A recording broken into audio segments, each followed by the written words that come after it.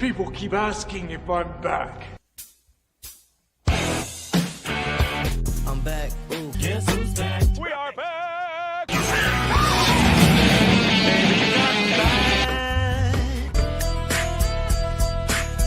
Get back! Get back! Devil without a cause, and I'm back! I'm thinking I'm back. Well, hello, Mr. John Ward. I guess I don't have like a whole bunch of intros, so I just went with that one to mix it up a little bit, and it had a little John Wick in there. And we've been watching the heck out of some John Wick lately. I was going to say that's a good way to end that and begin this, because we've been very John Wick lately. I just watched Nobody. And right now I'm in the middle of Atomic Blonde. So very nice. Very nice. Some good stuff there. Antonis, how you doing? Good evening. Hey, Antonis. To you, sir. So here it is. It is Friday the 13th. John and I are doing this last minute impromptu Friday the 13th video. We had not known if we were going to make this happen or not. And things kind of worked out to where it's not too late to get going on this, because that was kind of the concern, is that we weren't going to be able to do this early enough. So that's why we didn't announce it sooner. So anybody watching, hello, happy Friday the 13th to you. Excuse me. And I'm going to check on YouTube over here and make sure that we're set to, well, Antonis is watching us, so we definitely have to be live out there. Oh, and I see John Ward's Dark Park Films are live right now. So very Excellent. Good. We're in good shape here. We are. So Friday the 13th, John, are you a fan of the franchise? Very much. Good. Yes. I believe we did this not too long ago. Matt and I were at his house, and I think you were on remote from your place. Did you not join us for a Friday the 13th? That sounds Joe? familiar. Yeah. So, but that was a whale back. A whale. Today it's Friday the 13th. This weekend is going to be Father's Day. So to all the fathers out there, happy Father's Day. Hopefully everybody has wonderful weekend. So I thought, in honor of Friday the 13th, I would do something kind of special. We are going to show the things that we have in our collection. And then I have this box set right here that Wet Movie One gave me as a gift for helping him move. It came with a poster that's on the wall, another poster that's still rolled up, and this box right here of the complete Friday the 13th collection, up to the what does that say, collection bonus material, and the Friday the 13th, the remake. So it has everything up to the remake, and Freddy versus Jason. I think there's some fan films out there, a couple that are, I guess, pretty good, but obviously this doesn't have fan films. Everything Friday the 13th that's been released so far is in this box set from Scream Factory. Go ahead, John.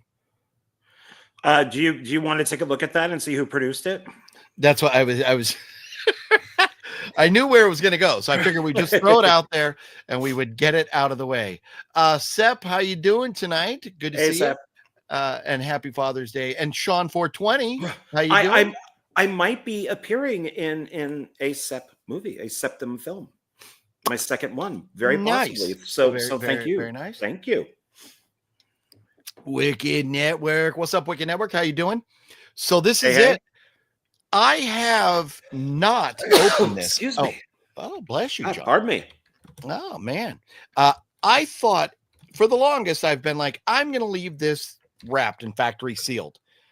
But I think I've changed my tune on that, because this was a gift from Wet Movie One. I'm never going to sell this. This is going to remain in my collection from here till the day I croak, or till the day I'm in an old folks home and somebody else is forcing me to sell my stuff. So I am going to unbox this. I know this is not breaking news or anything new, because this stuff has been done. But for me, I'm finally going to get to look inside and see all of these movies and get to look at some of the special features on here that I've never seen. So I'm going to go through and unbox that. And then I've got some other Friday the 13th items over here. And we're going to take a look at what John has Friday the 13th related. John, do you have any non-movie Friday the 13th items like Funko Pops or posters, collectibles, anything like that? No. Okay. That makes it easy. I thought I would throw on my Friday the 13th t-shirt. This was, I believe, a Walmart deal where it was like $5. So I enjoy, or maybe $7.88 or something like that. But I love Walmart. John, have you ever looked in that bin at Walmart? It's like the spinny bins. They have the different t-shirts in them, and they're usually like $5 to $8, somewhere in that range. I have to be honest, I don't, because of my weight, nothing will fit, and I don't want to be sad. Okay. Well, there are they do. I mean, I get 2X. You're not. I mean, I can't imagine you're wearing too much bigger a size than that. We're the same I need size. 4X. Oh, you do 4. Okay. You like them baggy, huh? So yeah, I don't know. No, you know what? Sometimes I've seen you might look. Maybe they might charge you an extra $1 or $2 or something, but anyways, I got this out of there, and it's a 2X. Friday the 13th, just a simple shirt. But I was torn because I was like, well, do I wear that or do I wear this? And this is a shirt from Days of the Dead, the convention. And they had Jason. It's a great artwork. I love this artwork. Oh, that is awesome. Yeah. So I picked this up at Days of the Dead. I like to get shirts from conventions. And so I got a Days of the Dead shirt. Of course, I have my Creep IE shirt, and I don't know what else. I like collecting shirts. I get shirts at Harley dealers everywhere I go, stuff like that. So collectible shirts. So Days of the Dead shirt, I have that, and I have the shirt that I'm wearing here. And I also have another shirt that I should have brought out to show. But that's okay. It's not just Friday the 13th. It's the 4 horror characters. It's like it's funny because Michael Myers is not on it. But it's Jason, Freddy. Who else is on there? Maybe is it Pennywise? But anyways, it's 4 horror icons walking across the street like the Beatles and I've seen that. Yeah. Okay. So I have that shirt as well, which is funny because the first time I ever met John Carpenter, I was like, well, I got to wear a horror shirt, but I did not have a Halloween shirt. And I put that on, and I'm standing there thinking like, this was the wrong shirt to wear to meet John Carpenter because none of these are his characters. Whatever. It is what it is. So I have these 2 shirts, and I have a couple autographs. So you don't have anything autographed from the Friday the 13th franchise yet, huh? I do have one thing, but it's a Blu-ray. Oh, okay. Well, then I'll show. I have this Funko Pop here that is signed by C.J. Graham, and he also wrote Jason 6, and he wrote 18 kills because there's apparently 18 kills in the movie. Jason nice. 6 is one of my favorites. Very good Friday the 13th. It's one of the best ones. We will also some point tonight, kind of based off of loose memory, maybe try and talk about some of our favorites, or maybe try and rank the movies as we go here tonight. But there's that Funko right there. And then I'll show one other item, and then we'll take a look at your autographed Blu-ray there. But this is a movie, or not a movie. This is the soundtrack from the original Friday the 13th, signed by Harry Manfredini. And he also drew like the musical notes there. Web Movie One was kind enough, again, to get this for me. And I think I paid him or something, whatever, for this, to get Harry to sign this. But the cool thing, what I love about this is I was not there when Harry actually signed this, but I did get to sit and watch an entire movie with Harry Manfredini at one of Master Chaos's movie premieres. So that was very cool. Harry Manfredini is a wonderful, wonderful human being. Love that guy. And then I'll do this, and then we'll go into the last 2 things. So this was a gift from Robert C. and I had thought about getting this autographed, but I'm collecting Funkos, signed Funko, so I've not gotten this autographed yet. If I run into Harry or maybe Kane Hodder or somebody at some point, I still would like to get this autographed. But it's a very cool one of the NECA figures from part 6 again. How funny. So there it is. It's Jason Lives, Friday 13th, part 6. Very cool Collectible item right there that I'm not taking out of the box. So I have one other autographed item. John, why don't you show us what you've got autographed over there? Do you have it handy? I know you're working diligently. John is trying to get some information and stuff up for us to see and talk about this evening. Antonis says, hell yeah, love special features. I know you do, Antonis. Yes, we are breaking the seal tonight. We're popping the seal. We are doing that. Happy Friday the 13th, you House of G fam. I think all the Friday 13th movies are one long movie. In a franchise, that's the best bet, is when you feel that way, aside from the reboot. And Antonis is very cool. I have a Friday the 13th remake NECA figure. Oh, very nice. And part 3 is Sean's favorite. Very cool. Well, we'll talk about all our favorites here in a little bit. John, what do you have signed over there, sir? Well, we just brought up the remake. So this is Friday the 13th, the Killer Cut remake. And this is signed by Jason. Nice. Is it Derek Mears? Is he the one that played Jason in that one? Yeah. So it's John, Murder You Soon, Derek Mears, Jason, number 1309. Very cool. Very cool stuff. So that's the only thing that I have autographed, I think. Yeah. Okay. Nice. Before we dive into all the movies and talk about them all, how do you feel about the remake? I mean, it's better than the Nightmare on Elm Street one. Okay. But I mean, it's good, except the budget of this movie could probably pay for all the other Friday the 13th movies.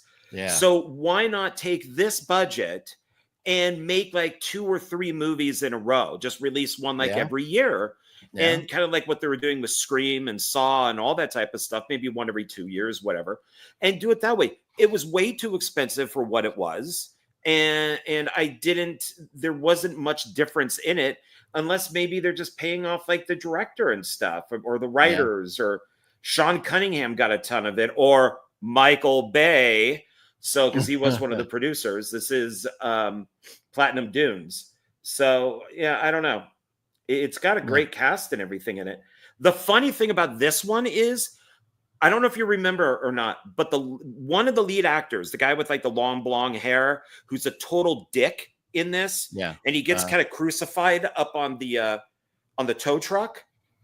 He's having the sex with the girl with the really nice boobs, and he says, "Your boobs are stupendous." And she goes, "Well, thank you. Nobody's called my boobs stupendous."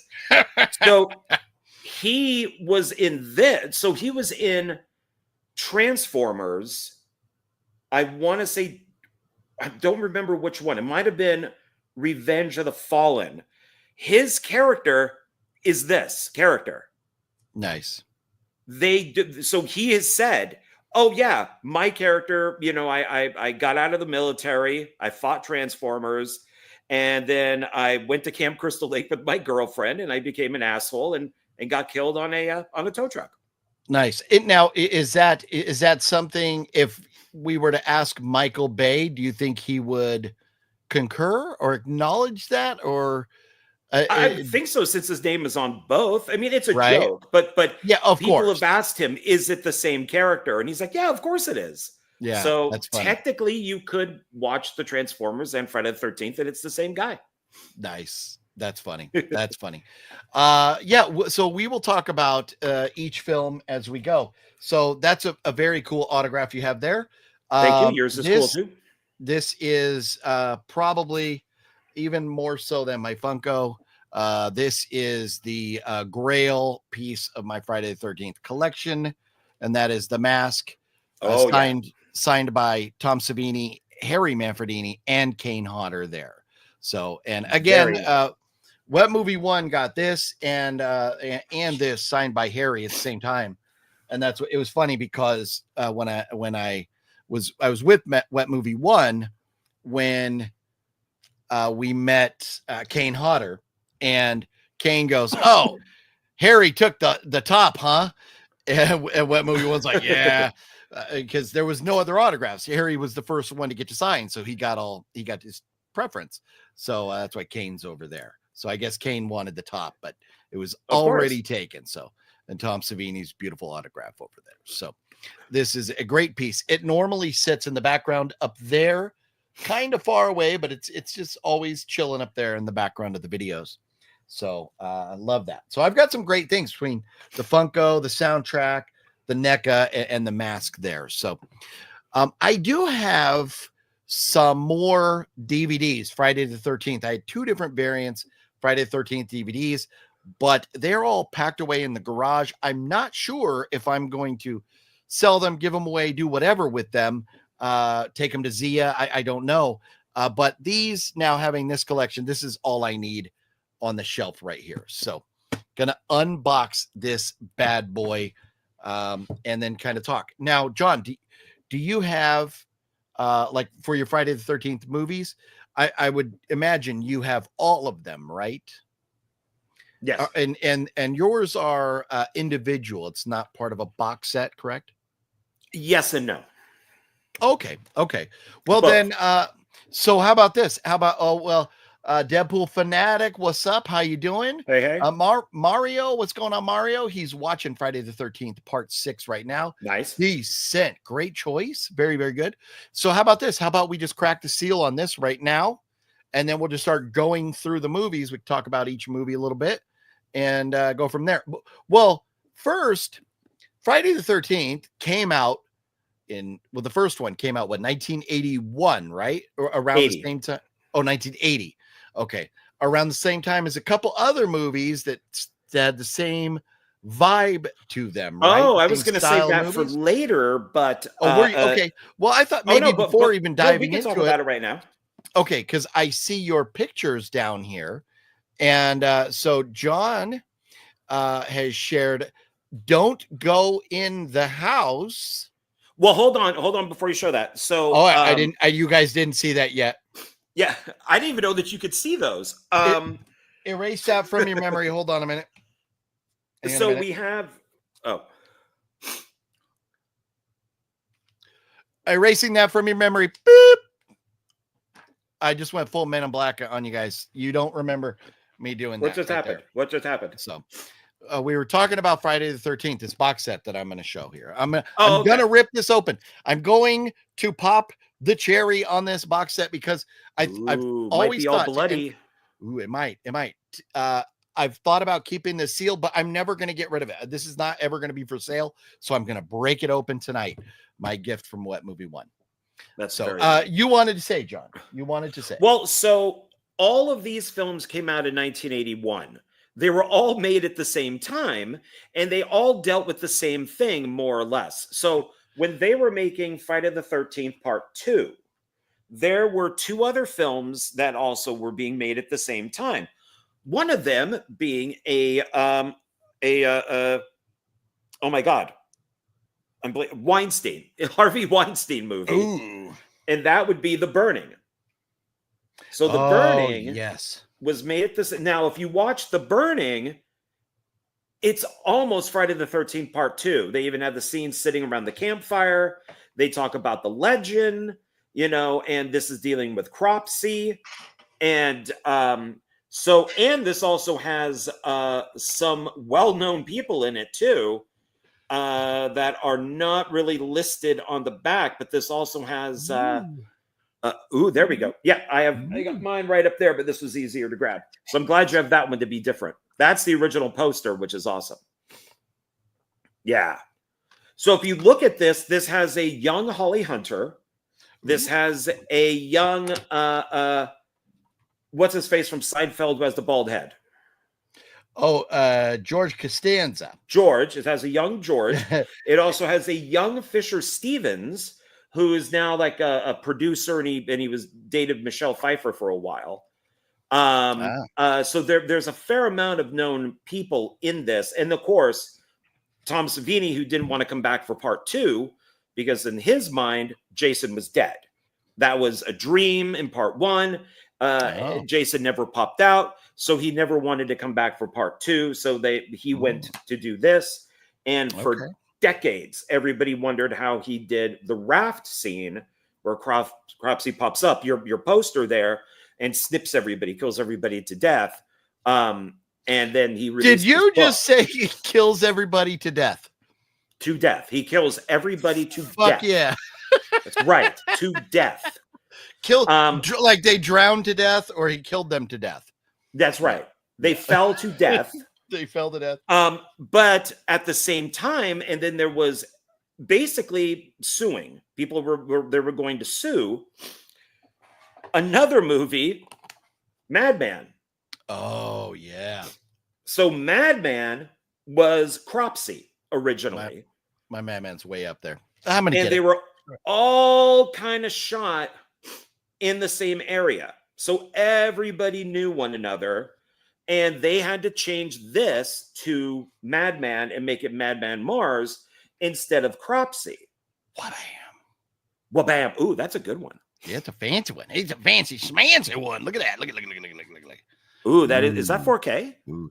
No, it's just a Blu-ray, but it's Vinegar Syndrome, and they like the black cases. Yeah, no. My bad. This is 4K. This is 4K. Yes. Okay. Yeah, I was wondering because of the black box. So no, like I think maybe it's Severin that puts black boxes, even though they're only Blu-ray. But this is 4K right here. Ooh, sweet. Oh, yeah. This is DVD, but I do. I think I have a Blu-ray of it too. Not 4K though, but it does have a fair amount of. It's got like a good documentary and stuff on it here. This stars, of course, the chick who was in the original Dawn of the Dead, and Fly Guy's girlfriend, and she changed her name for this. She didn't want to be known as being in this. Oh, Gail. wow. Yeah, Wow. So she changed it. I don't know what name she Gail took. Weatherstorm. Gail Weatherstorm. No, that's Scream. Yeah.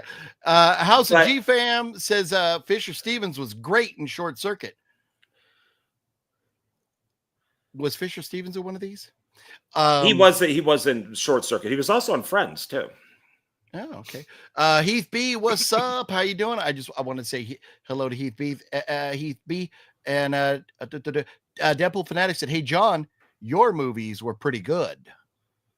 Oh, which ones? The Axmas ones? I think he's probably talking about Axmas and maybe that other one you did, Meat Hook Massacre. Yes. So I put Camp Blood X and Axe Grinder 2 here because I thought that they were Friday the 13th ish because they're Friday the 13th ripoffs. And I was the lead voice actor in Camp Blood X. So that's animated. And then I wrote the story. I designed the Axe Grinder and a bunch of other stuff for Axe Grinder 2. So I thought that would be appropriate for today's show. But now with the picture, so when The Burning came out, they're called The Burning. And so these guys, why am I not connecting? Are you connecting as you went over there? What's connecting to what? The picture? Oh, you all you can do is share them there. You won't be able to put them up. Which one are you trying to put up? Oh, because it's your show. Yeah, that one's good. Yeah. Well, yeah, that's fine. They're in a different order, but that's okay. Or you want this one? No, the other one. That one. Yeah, to start with. Yes. So when this came out, that was originally called The Burning, and they had to change that because it was made at the same time as the other 3 movies. And then if you click on the one with him with the flamethrower, that still has the title on it. Oh, that still has a title. There. So we see him. He's in the welding suit. The house is burning and everything because this is very different than Friday the 13th. Yeah, I have my copy and I forgot to grab it, unfortunately. And then go to the one with him with the flamethrower. That's why I'm putting up the pictures. Okay. There we go. Then we got him with the flamethrower. And as I've made comments before, I love flamethrowers. and this is his main murder weapon is a flamethrower. Hence, Yeah. The Burning, but now it's don't go into the house. Oh, I see. So the connection is The Burning, Madman, and Friday the 13th are all pretty much the same movie. But More or The less, Burning also shared a name with Don't Go in the House, but Don't Go in the House was changed. Even though, because Don't Go in the House is not a Friday the 13th style, it can't be slasher movie. It's different. It's a great movie. Don't Go in the House is phenomenal. It's pretty brutal. But yeah, Madman, The Burning, and Friday the 13th are all the same vibe. And man, I absolutely love The Burning. Other honorable mention that I wish I could get a physical copy of, but they just really don't exist. Very, very few out there, because the first run or first print was all it ever got, is Bloody Bloody Bible Camp. I do have an autograph. It's way up there. I can't get it from, oh gosh, I'm forgetting his name now, but not okay. In Tall Man, not the tall guy, but the other main guy. What was his name? Bannister, Reggie Bannister. Reggie Bannister. Thank you. So I have a Bloody Bloody Bible Camp picture signed by Reggie Bannister. That movie is a lot like Friday the 13th. So I don't remember when that came out, but Reggie Bannister loved that I wanted to talk about that and wanted that signed, because everybody wants Phantasm. So Reggie is he's getting old, getting up there, and he's living with his wife up near Big Bear, up near somebody else's mom I know up there. But they're living the dream up there. So living out his golden years. He's a great mom. But, yeah. But The Burning, Madman, good call on those, John. I'm glad you thought to mention those, because they are very similar to Friday the 13th. So if you're looking for other movies to watch with a Friday the 13th vibe, those are great choices right there. Yes. Good yes, call on that stuff, John. Thank you. So, And I hope the more you know. Correct. Rainbow. So Friday the 13th box set. Here we go. We're gonna open this now. Oh no. Oh, okay. This is it, I'm everybody. going to get a knife so I can open this with precision and not damage anything. Just a gentle slit. Just a gentle slit in the plastic as to not. Ooh. Oh, I smell it. I smell it. The smell is coming out now. The new Friday the 13th movie smell. It came out. Yeah, no, I know, Wicked. I know. I had held on to this and not opened it forever, because I was like, I want to keep this like minty fresh, but I'm never going to get rid of it. I'm never going to sell this. It means a lot to me that Wet Movie One gave me this. He gave it to me because I help him move. And I told him I didn't need or want anything. I just wanted to help a friend. And he's like, no, I got to give you something. So, he gave me this. And, and that's good. Friends do things. I helped John move. John took me out to dinner, threw me some gas money, and, very considerate for, the help, that things he didn't have to do because of, me just trying to help out a friend. So here it is. Here's the box set. Out of the plastic, nice. And it does look a little better without and into the campfire plastic line. Yeah, and so here we go. Ooh, they smell new. Yeah, I know. Wicked. Amazon. I could have just put it up on the bay or whatever for like $130 or so. But I don't know that I've ever shown the top. But this artwork is great too. Love the top of the box. Oh, that is nice with the eye. That's pretty cool. Yeah, the eye and the blood, and it's damaged right there. So yeah, love that. So there it is. We're very missing nice. one now, and then you got the clear boxes too. Whoops. This I'll probably take this off of the side now. Just kind of tells you everything that's included with the box, and put that over there. I'll get the goop off of the side and have a nice minty box Friday the 13th, and then I'll just kind of slide this in between the movies there when I put it back. But here it is, Friday the 13th on Blu-ray. They were warned They are doomed. And on Friday the 13th, nothing will save them. Whoa, whoa, whoa, whoa, whoa, whoa, whoa. Wow. There it is. Let's see. Opening it up. So it looks like we have a Blu-ray of the original version and a Blu-ray of the uncut version. So 2 Blu-rays, original and uncut. And looks like we also have alternate artwork in here. So let's see. Oh, look at that. I like that. That is cool. You know, I could have just taken the artwork out, but I took the discs out like a dummy. There's the alternate artwork. Look at that. That's cool artwork. Oh, nice. And then on the back, man boobs right there. You got man boobs if you like man boobs. Ooh, Yeah. very exciting. Sexy. Very exciting. Boobies. Sexy. So Friday the 13th, the first one, and I'm not even going to lie, my favorite in the franchise.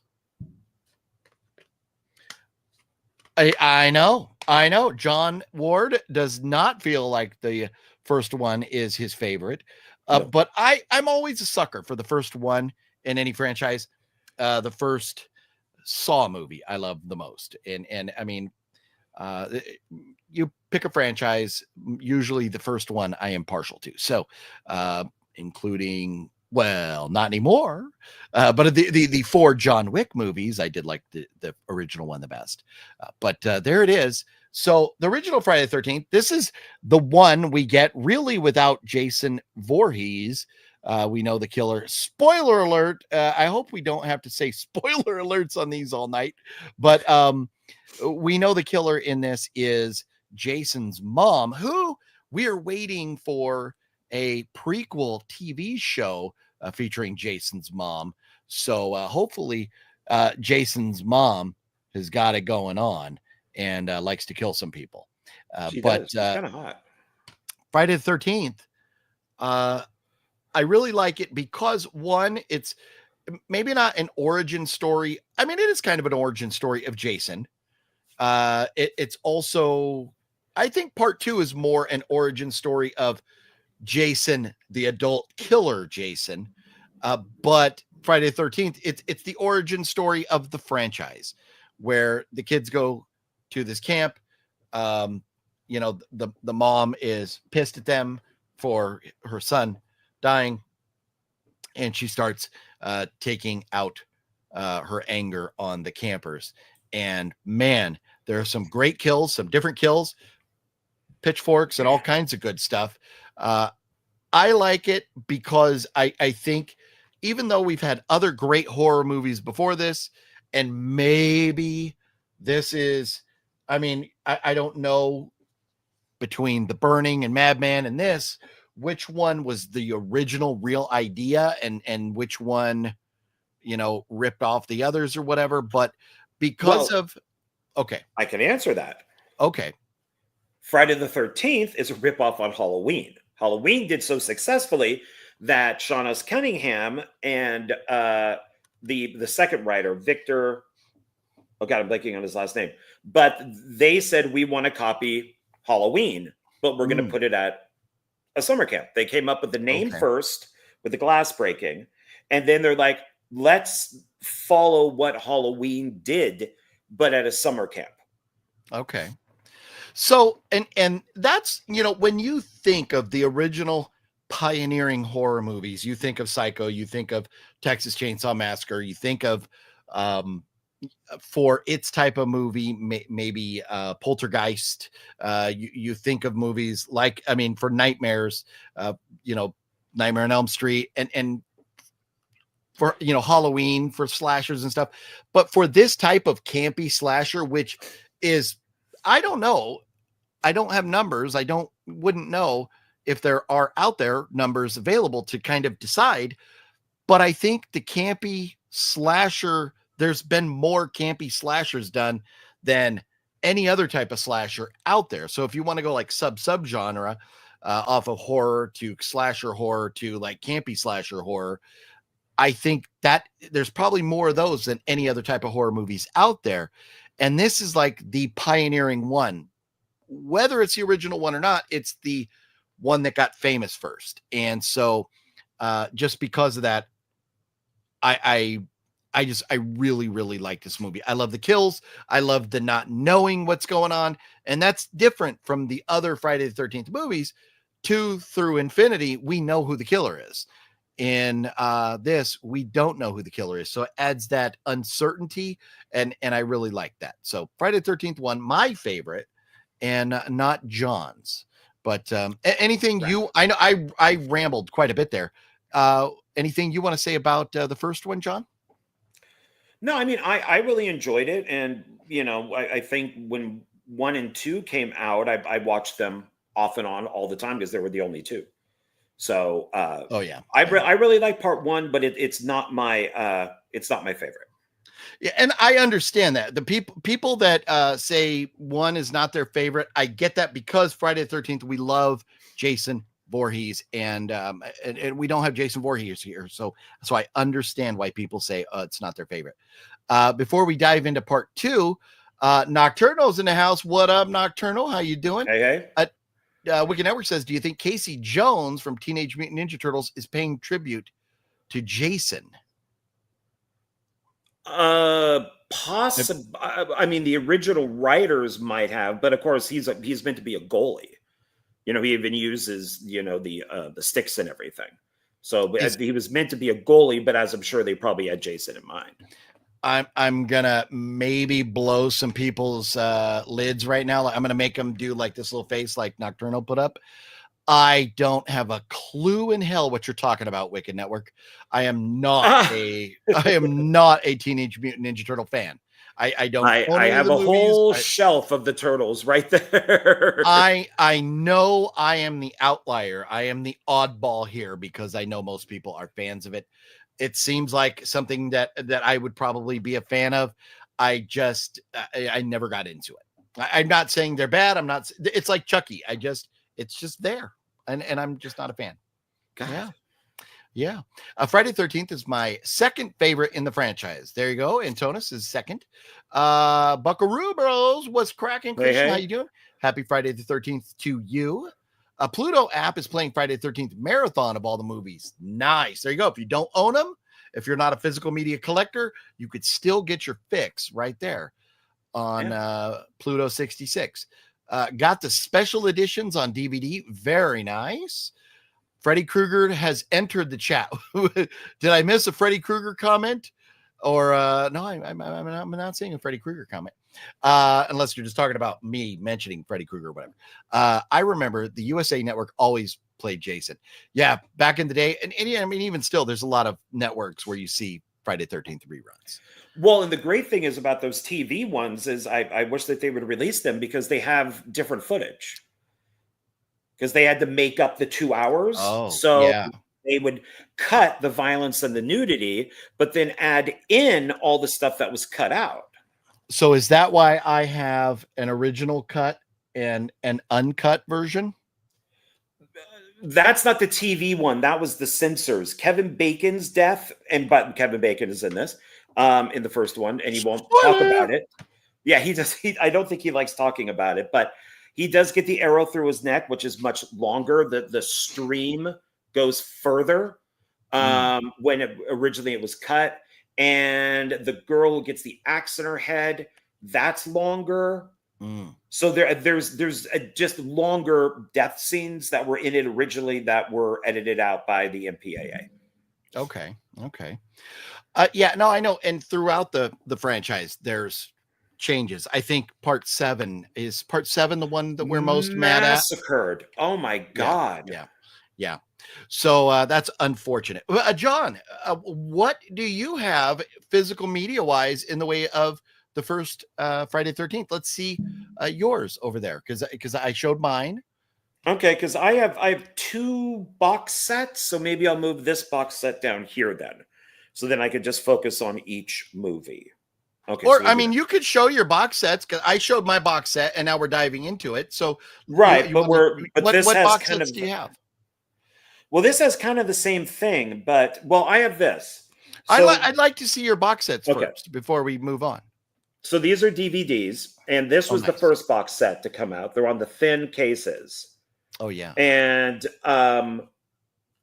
it has on it special features: the Friday the 13th Chronicles, an 8-part featurette, Secrets Galore, Behind the Gore, 3-part featurette, Camp Crystal Lake Victims Tell All, Tales from the Cutting Room Floor, Friday Artifacts and Collectibles, and Scary Treasures.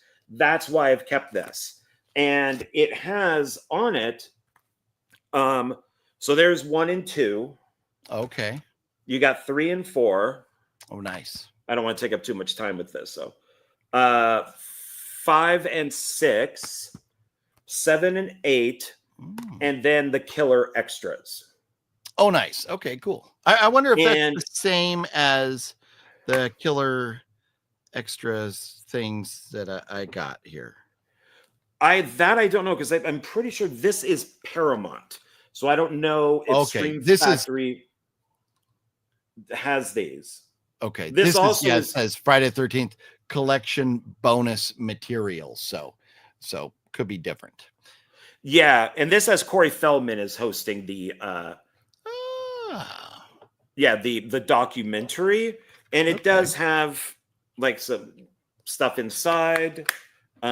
Each one has, I guess, like there's Jason. We'll just go through it quickly. And then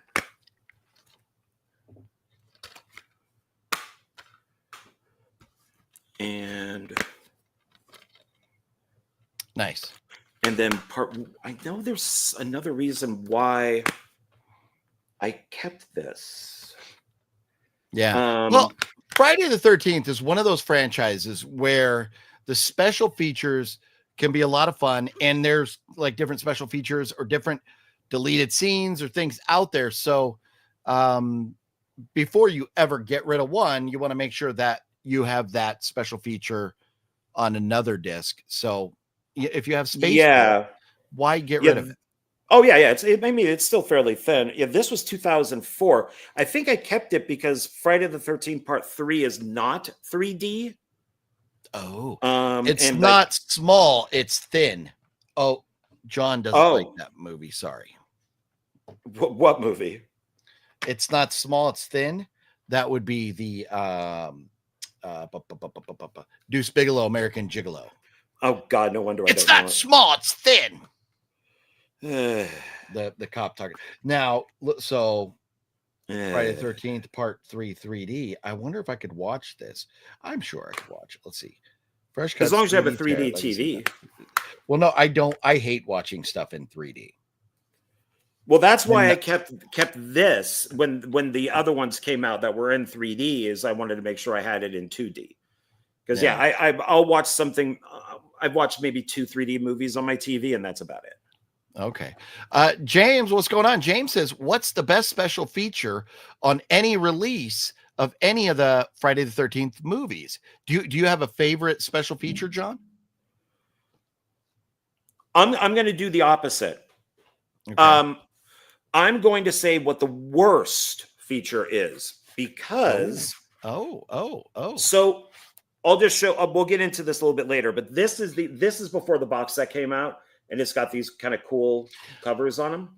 I have some of those out in the garage. Those were I had that type of collection before.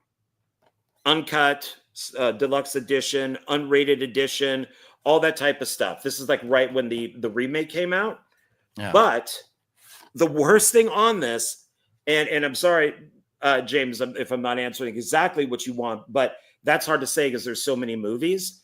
But I will say the worst thing on this is it's called, here it is, Lost Tales from Camp Blood Part 1. Part 2 is on Part 2. Part 3 is on Part 4. This is pure nepotism. These have nothing to do with Friday the 13th. This is, I don't know if they held a contest and some film student got his movie on here and then cut up into pieces to be put on the other movies. This, or somebody knew, Sean S. Cunningham. I don't know. This has nothing to do with Friday the 13th. Is it on like how many movies of the Friday the 13th collection is it on? I think almost all of them. Oh, wow. I think it's like 10 minutes. So On it's like each 10 one? minutes on part 1, 10 minutes on part, something like that, or maybe it's shorter, 6 minutes. Okay. But they're it sucks because I got it, but oh, that's kind of cool. Maybe somebody did like these little short films. Yeah, it takes place at a summer camp, but it has nothing to do with Friday the 13th. Nothing. That's interesting. So to me, that is the worst thing. Yeah. So I think maybe, I like James' question. And the more we talk about special features, the more I'm thinking before the next Friday the 13th, whenever that is on the calendar, whenever the next date is, not when the next movie comes out. I think maybe John and I should task ourselves, and maybe we see if Jonathan or Donald or somebody wants to join us, or anybody else for that matter. But the assignment would be to watch all of the special features that we have, and then kind of talk about Friday the 13th special features, on the next one. I think that might be a lot of fun. That would be a lot. Well, we have many months to do this, sir. We have many months. Because there's audio commentary on some of these. So well, maybe we pick like our favorites. Maybe we pick part 1, and then we pick whichever one is John's favorite.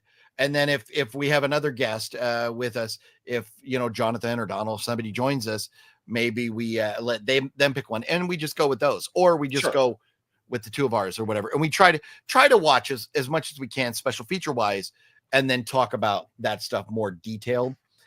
Because there are a lot of movies, so there's a lot of special features. So that's a tough question. That is, but it's a very good question. Wicked Network says the Lunchbox Friday 13th box set is very rare and goes for killer money.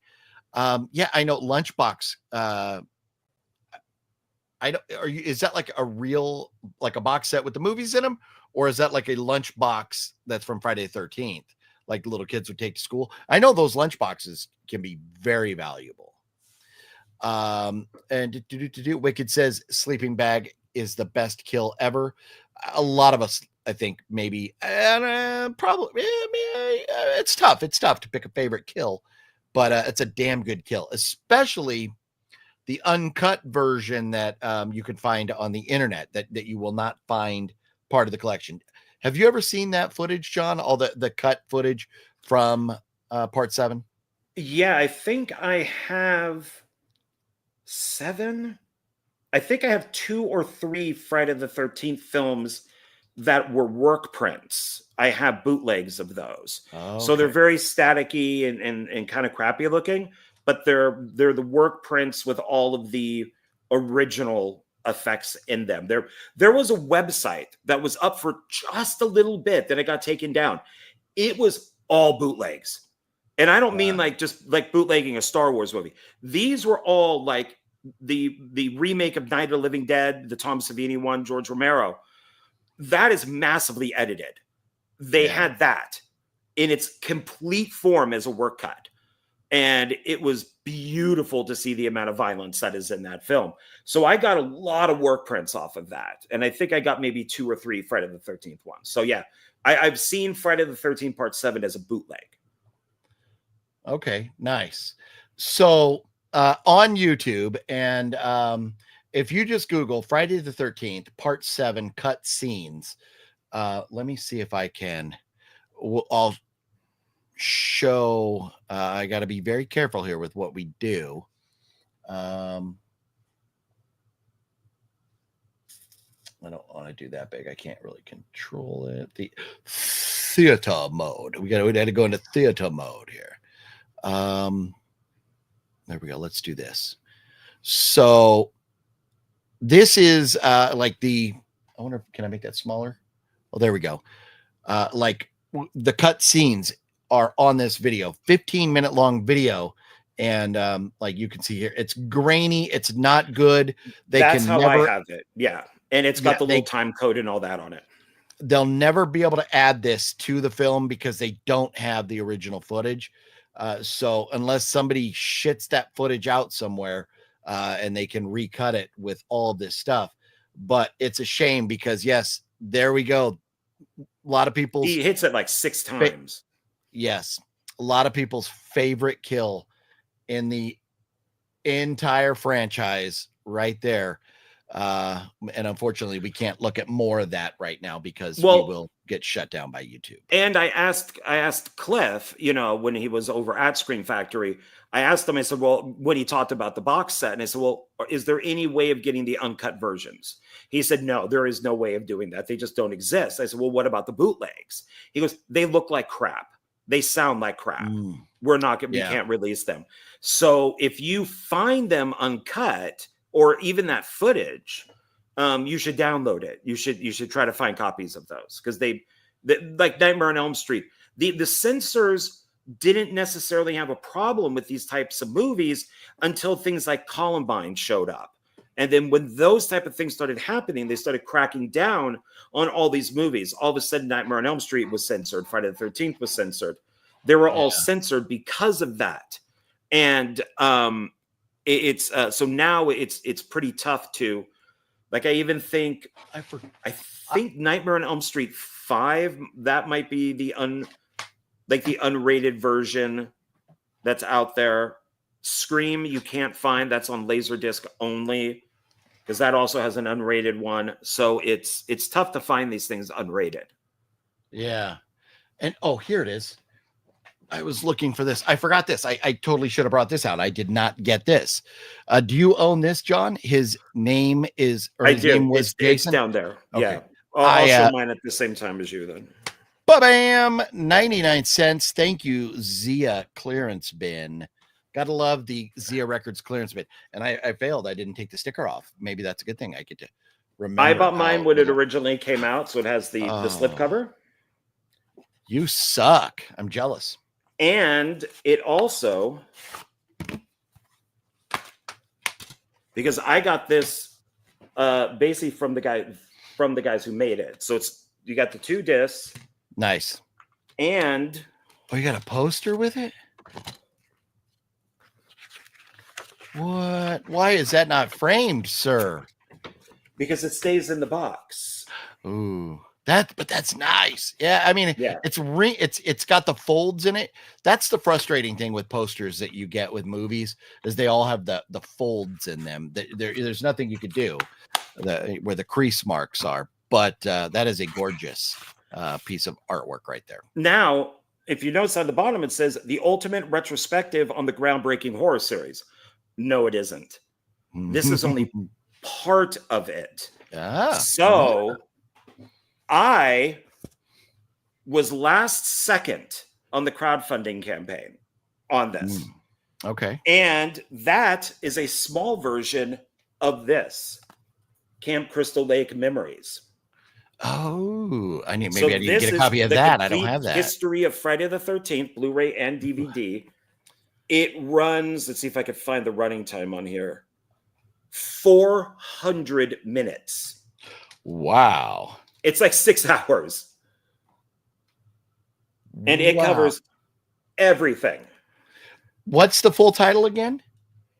Crystal Lake Memories, The Complete History of Friday the 13th. It's based off of a book. It's from 1428 Films. So it's just Crystal Lake Memories or Camp Crystal Lake Memories? No, Crystal Lake Memories. Crystal Lake Memories. I'm searching Amazon as we speak to see. There it is, Crystal Lake Memories. Wow. If you want to buy that. Oh no, that's a book. Oh no. Is that what is this? Yeah, there is a book. Okay, maybe that's the book. What is this? Oh, and this is actually written and produced by Daniel Ferens. Yes, who also did this. I know Daniel Ferens. I interviewed him for One Filmmaker. He also does a bunch of the Amityville stuff. He wrote Halloween 666 or Halloween: The Curse of Michael Myers. So he's pretty big in the film industry. He was a little notorious too. But yeah, I did interview him, and he's the writer and director of these. Now, because I came in at the last second, my name is most likely not on this, but I did beg the director or the producer, whoever I was talking to. I'm like, dude, you guys got that extra disc. Do you still have the extra disc? And he goes, let me see. So in the mail, I got sent the bonus disc. Nice. Very nice. So, and it's like extra interviews, like, like it did like extended interviews and stuff like that.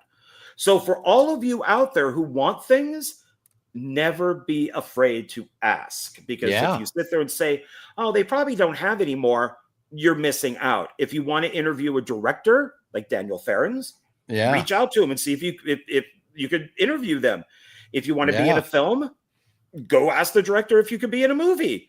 Right. It's very simple. You never know unless you ask. It's the easiest thing. All they can say is no. Yeah. Well, to get the 2-disc collection from Amazon, it is $31. Oh, that's not bad. 14 cents. There's the book is what I first saw, and that is $46.50 for the hardcover book. So yeah, there is that, and that's Blu-ray. Looks like DVD. Oh, DVD is also $31. It should be part of it. So you just get the Camp Lake Memories, Never Sleep Again. Oh, yeah. See, it's Blu-ray and DVD. Yeah. So Mr. Bone says there's a Nightmare on Elm Street Crystal Lake Memories equivalent called Never Sleep Again. Well, you can get Never Sleep Again and Camp Crystal Lake Memories together as a double feature, but it looks like Amazon is sold out of those right now. Yeah, Never Sleep Again is another one that's like 6 hours long or 9 hours long, and they, once again, it interviews everybody, and some of the actors and actresses that they interview for these are freaking weirdos. They're being interviewed, and I swear it's like talking to an alien. I mean, it is weird. So, yeah. That's funny. Mr. Bones, but what's going on, Mr. Bones? How you doing? Need to say hello to the good Mr. Bones. His name came with a free ticket to the remake. It's kind of rare, the ticket that is. That would be very cool to find one of those tickets if somebody has that up for sale, like on the Bay or something. And Sean 420 noticed that you said it was 4 hours and 20 minutes. Or 420 minutes, or whatever it was. He's saying that, but the back of this just says 400. Okay, 400 minutes is on the back, but it could be longer. 420 because he's Sean 420. Oh, yeah. Because he likes to celebrate Adolf Hitler's birthday. Oh, I'm kidding. It is Adolf Hitler's birthday, but it is also and he must like the remake of Friday the 13th the best, since that has a whole pot subtext, yes, beginning to it. And Wicked Network has a very valid point right here. We done 9 hours with OGP. We can do 6 hours like cake, like no problem. So yeah, we did do a 9-hour live stream once, so we can make it through 6. That's no problem at all, right there. You might find Crystal Lake Memories at Amoeba or wherever it is that you keep going. Zia Records. That's probably where I will look. Oh, Antonis has the book. Very nice, Antonis. That's cool. Gotta love that. So, those are. So we saw your one box set with all that stuff, and then we took a sidetrack into bonus features and stuff. You had another box set of sorts over there? Yes, but it follows the movies, so I should show that at the end, because now everything now goes in order. Okay. So then before I move on with the next movie, since we've already talked about the other goodies that came with this box set that I have with this Scream Factory box set right here. The other goodies aside from movies were the bonus material collection or the collection bonus material. And then you have this book, which is very cool. That's the artwork that's on the top of the box. And absolutely beautiful nothing on the back, maybe starry skies or something there. But anyways, you get to read and see color photos from the franchise there. So good stuff right there. So I love when you buy a box set or a collection and it comes with something. So many we love collecting steelbooks. A lot of us, it's a cool thing to have. Steelbooks a lot of times don't come with shit in them. So I'd rather have something that comes with goodies. You're paying all that money. Yeah. And a lot of times you open it up and there's a spot for it to go, but there's nothing there. Yes, very, very true. So then after the Friday the 13th, the original one, then we get The Body Count Continues. Woof, woof, woof, woof, woof. Friday the 13th, part 2. And More of this the is same. where we Only really worse. get to know Jason Voorhees. Well, we first get to know him as the killer, but we're missing one big thing with this particular movie right here that everybody knows and loves Jason from. And it's this. We don't have a hockey mask in this, do we? Mm-mm. Not yet. And I almost don't have a hockey mask either because I'm about dropping mine over here. But we don't. We have like the what are those called? The thing that he wears. Is that It's like the a potato potato sack? sack. The potato Yeah. sack, right? Yeah. So, which is cool. It's a crazy, creepy looking killer. But so let's read about it. Just when you thought it was safe to go back to camp, here's even more heart-pounding terror. 5 years after the horrible bloodbath at Camp Crystal Lake, all that remains is the legend of Jason Voorhees and his demented mother, who had murdered 7 camp counselors. At a nearby summer camp, the new counselors are unconcerned about the warnings to stay away from the infamous site. Unwitting and unaware, they roam the area, not sensing the ominous lurking presence. One by one, they find that the grisly legend is real. Suspense and screams abound in this terrifying follow-up to the original smash hit film. Friday the 13th, part 2. Is this your favorite, John? It is. That's what I thought. It's a good one. Love, and I think most guys will agree with this. Amy Steele. There is something so girl next door about her. She's one of the best, final girls. There was something amazing about Amy Steele, and it's so she is just yeah. But I will boobies. I do, and I'm not even a big blonde guy, and she's blonde, Oh. so. But you're like Wicked more Network, of a big. You're like more of a big salt and pepper guy. like an old man. Yeah. Oh, okay. I didn't know. Thank you. Okay, thank you. Wicked Network had mentioned the like the Jason's hockey mask and Teenage Mutant Ninja Turtles, but with Friday the 13th Part 2, the potato sack came from the town that dreaded sundown. That movie from Texas about based on the true story of the Texana killer. And then they did kind of like a remake requel type of thing with it later. That was pretty good. But yeah, look at that. She is so cute. There you go. Yeah. And she's just so great in the movie too. She's just one of the best. Yeah. Agreed. But yeah, tell okay, so you love her. Mm-hmm. And why else? And any other specific reasons why this is your favorite? There's also no ending. They never shot the ending.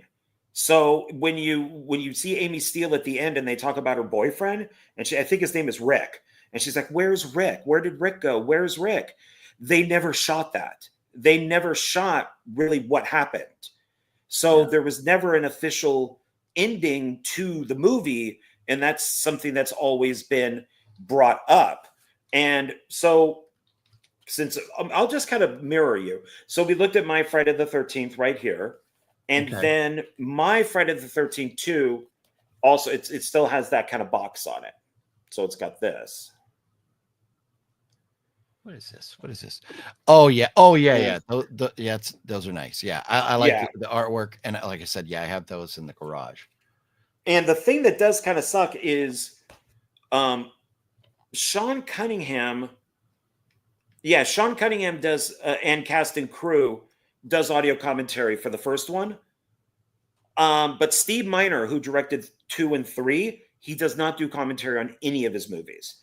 So Lake Placid, Friday the 13th, 2 and 3, Halloween, H2O, none of these things have audio commentary, which is a shame.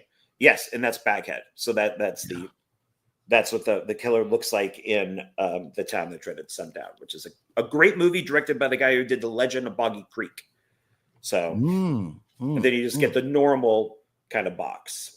So Are you sure that Friday is that Baghead? Because this is Bloody Disgusting has that listed as Jason Voorhees right here.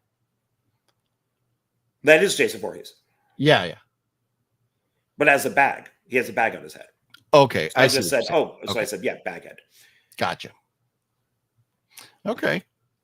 Yeah, it's So, got a great ending and everything. So, Yeah. well, non-ending, I guess. Yeah. So Yeah. part 2 and 3 kind of blend together for me a little bit as far as memories, because I haven't watched them recently. But that's just because part 3 is like more of the same of 2, right? They're direct sequels. Yeah. So and we love that, and it's great. And I'm not a fan of watching things in 3D. I don't. No, I take that back. They're not direct sequels. 3 and 4 are direct sequels. 2 is not a direct sequel. Okay. But now 4 is the one where we get what's the name? The kid, right? Corey Feldman. Corey Feldman, yeah. Yeah. So and that's the one that I'm Well, like the stuff with Corey Feldman is great. That's my 3D one. Oh yeah, okay. Yeah. You see, yeah. Yeah, and then this comes with you just showed off 2 movies that you bought at Zia with the 3D glasses, and then mine are the 3D glasses, but is the nice. like this. There we go. With like the hockey mask. So it's kind of interesting that 3D on this one and on the Friday the 13th box set, it does not come with 3D glasses on here. Maybe because you have to watch it on a 3D player or something. Well, on a 3D. And your 3D glasses would not fit in the box. Are you saying I got a fat head? Yes. Oh, okay. Yeah, you got it. Yeah, you got a fat head. Oh yeah, I got a fat one for you. But yeah. Oh, I didn't show the artwork for the other ones, but that's okay. We don't have to dive into all of it. But this is great stuff. Love that poster. But if you look at look at Jason there, look at his head. That's not Jason. Yeah, it looks like it's like a guy. So who is that? That's not Jason. Because Jason's bald. Yeah, but so in 3D he gets it could be like the silhouette of the hockey mask with the strap kind of things on the side. So it would be strap would be flat, but if you look, it pulls in. He has hair. That's like, so maybe the guy that they used to take the picture, they just didn't, they just said, well, nobody will notice. But if you notice on like a big movie studio poster, you're kind of like, wait, that's not Jason. So who's on the poster? Yeah. Let's see if I can pull up a big one here. That's what that's what she said. That's right. How big is that? No, that's not big enough. I need the big one. Oh, that's a good size. Oh yeah, Mr. Bones says he's killing me. That's coming up in part 4. That is one of the creepiest and eeriest memories from part 4. It was done so well. Let me stop. I'm trying to add this. There's too much. So, for anybody watching, as we try to like share or add items or something, it's there's too much to have preloaded here. So we're having to go like one thing at a time to share. So here we go. There's the poster. And I don't think I can zoom in on. I don't think it'll let me do it here. But you're right. It does look like hair there on that poster. Yeah. So I don't know. Maybe they like the production assistant or somebody like that. They just said stand behind the curtain, and we'll just use your picture for it. No, nobody will make a difference. But then a friend of mine pointed out, he's just like, that's hair. Jason doesn't have hair. Yeah. I mean, he has a little bit. Yeah. He's very little, but Not at Yeah, this that's point. it's a good catch right there, a good catch. But I do like how, it's like through the shower curtain, just very, very cool, iconic type stuff right there. So Oh it's a yeah, great, and a great I catch. got to see all of these in the theater, so I was very happy Nice. about that. So I got to see that opening night in 3D. Old man. That's right. What's right. up, Liv? How you doing, Liv? Good to see you tonight. Hey, Liv. So there we go. So moving on with I don't know that we have time to talk about every single Friday the 13th movie and go through plot synopsis and all that on all of them, but I we'll think most kind people of know them. we'll go through what the rest of this collection looks like for me that I've got here. And Oh, are then you're see what going you've got. to part 5? So You didn't really show part 4 though. well, I kind of went. I went like, wabba, take a look. There it is. Wabba, wabba. That's one of the best ones. Is part 4? No, I know. Yeah, part 4. So, maybe after we show them all, then we'll kind of do our rankings off the top of our heads. Where Sure. did it go? I got them out of order now, and I'm devastated. I'm devastated. This has the great Order dance scene here. with Crispin Glover in it. 6. Oh, nope, that's fine. Nope, 3. Where the shit did part 4 go? Part 2, 13. Oh, here we go.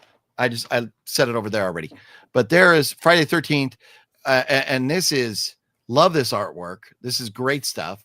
It's kind of like what we got going behind our picture over here in our thumbnail for tonight. And more if you like the man boob, more man boobs in the inside there. Look at that. See, I got him, but there's no man boob. It's disappointing am devastating. I feel bad for you. 3 times before you have felt the terror, known the madness, lived the horror, but this is one you've been screaming for. There it is, or it's the one you've been screaming for. It's Friday the 13th, final chapter. And that is very nice of Scream Factory to give us alternate artwork there, even though they do like doing that. And so this was originally supposed to be the last one. They were going to end it. Friday the 13th was an embarrassment to Paramount. Frank Mancuso did not want to do these anymore, even though they just kept making money. And they did get Tom Savini back because Joseph Zito is the director of this, who also did like Maniac and The Prowler, which Savini worked on. So Savini felt, well, if I gave birth to Jason in the first one, I can kill him in the last one. And we know how that worked out. Yeah. Yeah. The last one for like a couple years, right? I do believe a year later, the next one came out. Yeah. Yeah. When we you're were making playing money.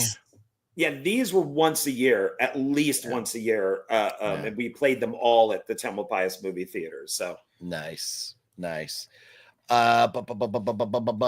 see here. Antona says, do any of the Friday the 13th physical releases come with 3D glasses? Well, John answered that question for you. Yours came with them, right? Yeah. It even says here on the cover that it comes with them. Yeah, I'll it's quickly that pull them DVD out. right there. Yeah. Yeah. Now, and those glasses, do they say Friday the 13th on them, or are they just generic 3D glasses? Oh, they do on the back. I've never taken them Very out. nice. Very nice. I wouldn't take them out either. Just leave them like that in there. No, because that's the hockey mask. If you see, there's the little holes for the hockey mask. Oh, yes. And then yes. So I already own these type of 3D glasses, so I never have to take them out of the package. John, Cody Tudor says, John, how are you, handsome? Why, thank you. Handsome right back at you, Mr. Handsome. Ooh. Oh, there's a lot of handsoming. There's a lot of handsoming going on right here. Well, he has some competition with what movie won. So. Oh, yeah. Watch out now. A question for John. What do you think worked for the directors for this Friday the 13th movies? What do you think worked for the directors for this? Which one? Wicked Network. There's a lot of them. Wait, what question for John? What does it say? Yeah, he's asking, what do you think worked for the directors for the Friday the 13th movies? I'm not sure the question. Wicked Network, will you elaborate for us on that? Yeah, I mean, I'll quickly say they were all directors for hire. Some of them were porn directors, like Danny Steinman, who did part 5, did porn. Joseph Zito had already made like 3 or 4 movies. Steve Miner was the producer on the first Friday the 13th, so they handed it over to him. Cunningham produced. So a lot of them were just directors for hire. I don't even think they were really fans of it. You know, Tom Laughlin would be a fan for part 6. And then, of course, Buechler would be a fan for part 7.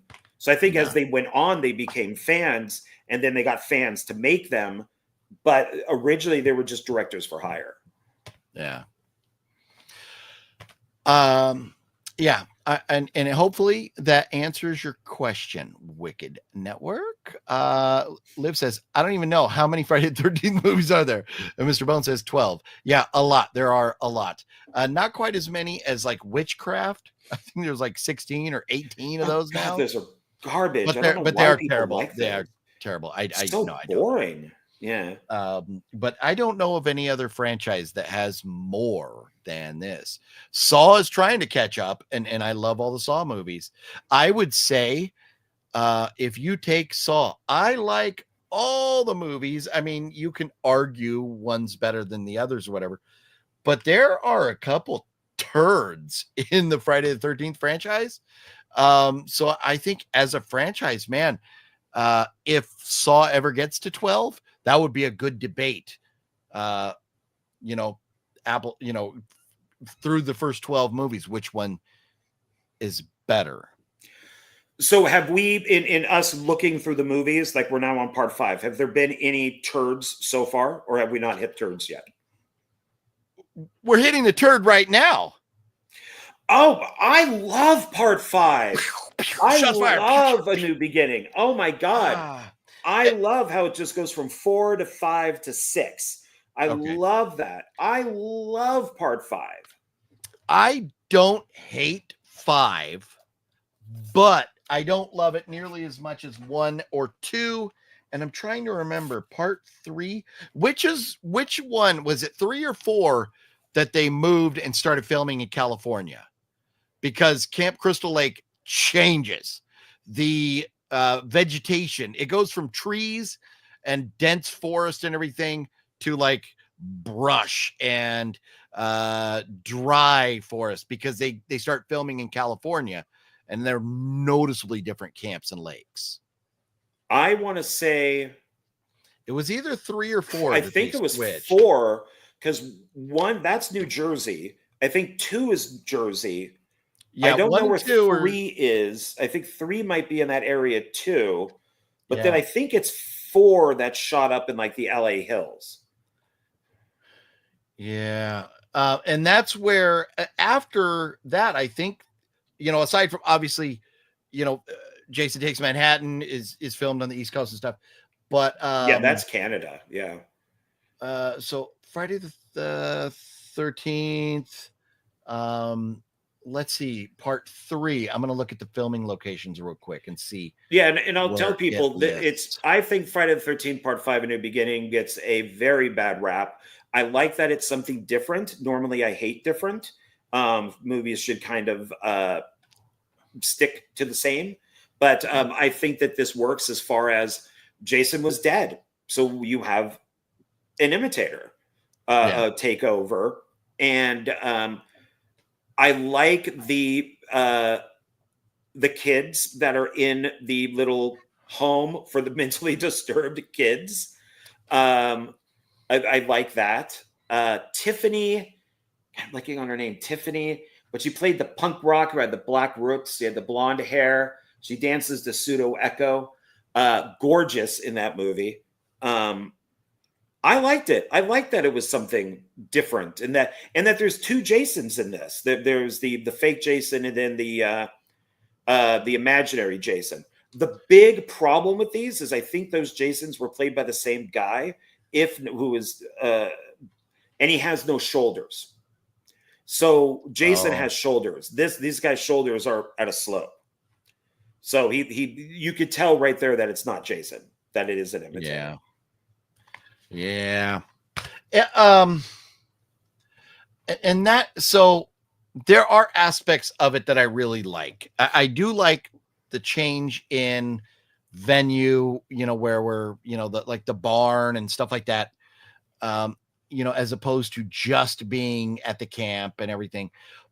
But the copycat killer aspect of it, I hate that.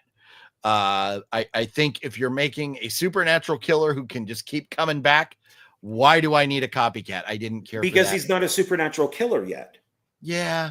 He becomes a supernatural killer in part 6. He was dead in a lake and he came up out of a lake. Was he? We could argue this till we're blue in the face, but I'm going to say, Jason has always been a supernatural killer. We just are revealed to the fact. It's like Michael Myers. He's always a supernatural killer. You cannot kill him. You can shoot him, as we seen in like Halloween. What was it? Not Halloween Kills. Well, the first one he gets not shot 2018, but yeah, Halloween Kills. Right? He gets at the end there. That crowd. That he's fucking up and everything. He gets shot a billion times, but he comes back and he whoops ass on all those people. But anyways. But those are. I'll say this, then we can move on. Is I would say that there is something different about him up until 6. When the lightning hits him, he becomes the Frankenstein monster. He then becomes indestructible. Even though he was pretty much indestructible to begin with, I don't think that he becomes a different thing when the lightning hits him. Okay. Yeah. I just, I look at, I mean, I'm probably wrong, but whatever. It's just the way I look at it. But I'm not a fan of the copycat killer, but especially copycat killer falls onto the spikes and then he's gone, right? Well, he's dead. Yeah. The mask comes off. The spike pulls the mask off of his face. Yeah. But doesn't he disappear after that? Or am I losing my mind? Well, because at the end of the movie, like at the end of part 4, remember Corey Feldman gives that weird look because he's all kind of dressed up as Jason. And he gives that weird look into the camera. And then he's at the very beginning of part 5. And he's only in the beginning of part 5, which was shot in his backyard because he was making Goonies. So he had a day off from Goonies. And so they went out and shot that beginning. And then at the end of part 5, the guy who plays Tommy, he is the woman closes the door in the hospital, and there's Tommy in the hospital gown, the mask, and the knife. And the camera kind of zooms in on him. So then he was supposed to be Jason again. And then that cuts to part 6 with Tom Matthews. Okay. So, yeah, no matter how you slice it, I wasn't a big fan of the copycat killer. It is what it is. There's a lot of great moments. Surprise. Yeah, there's a lot of good moments in part 5, though. But yeah, not my favorite.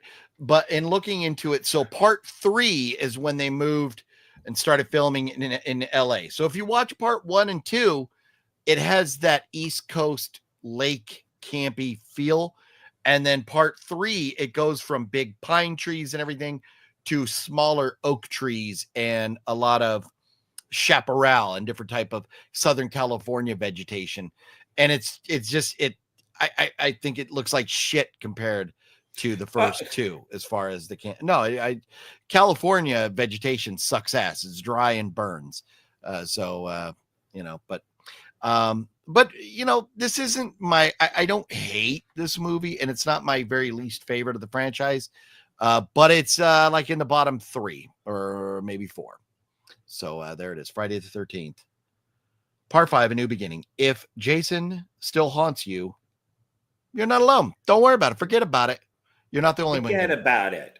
Forget about it. Now, this one we got to talk about next. I wish I could find the picture real quick, but got a picture with Tom McLaughlin, however you say his last name. I got a picture with him because I went to a movie premiere and I got to take a picture with him. It was pretty cool.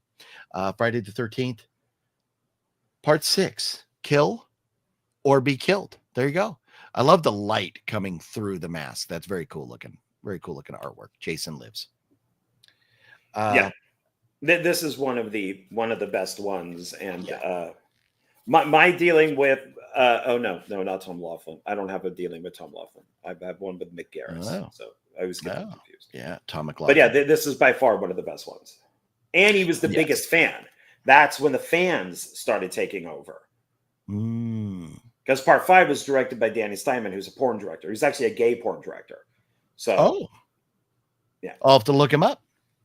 I have all of his movies. Oh, nice. I'll just stop by. We'll hang out. We'll get some popcorn and lube and watch some movies. Oh, we kid, happily married over here. We kid. Yes. But so there it is. Look at that. It's great artwork. Oh, let's look at the alternate artwork here inside and see what that looks like.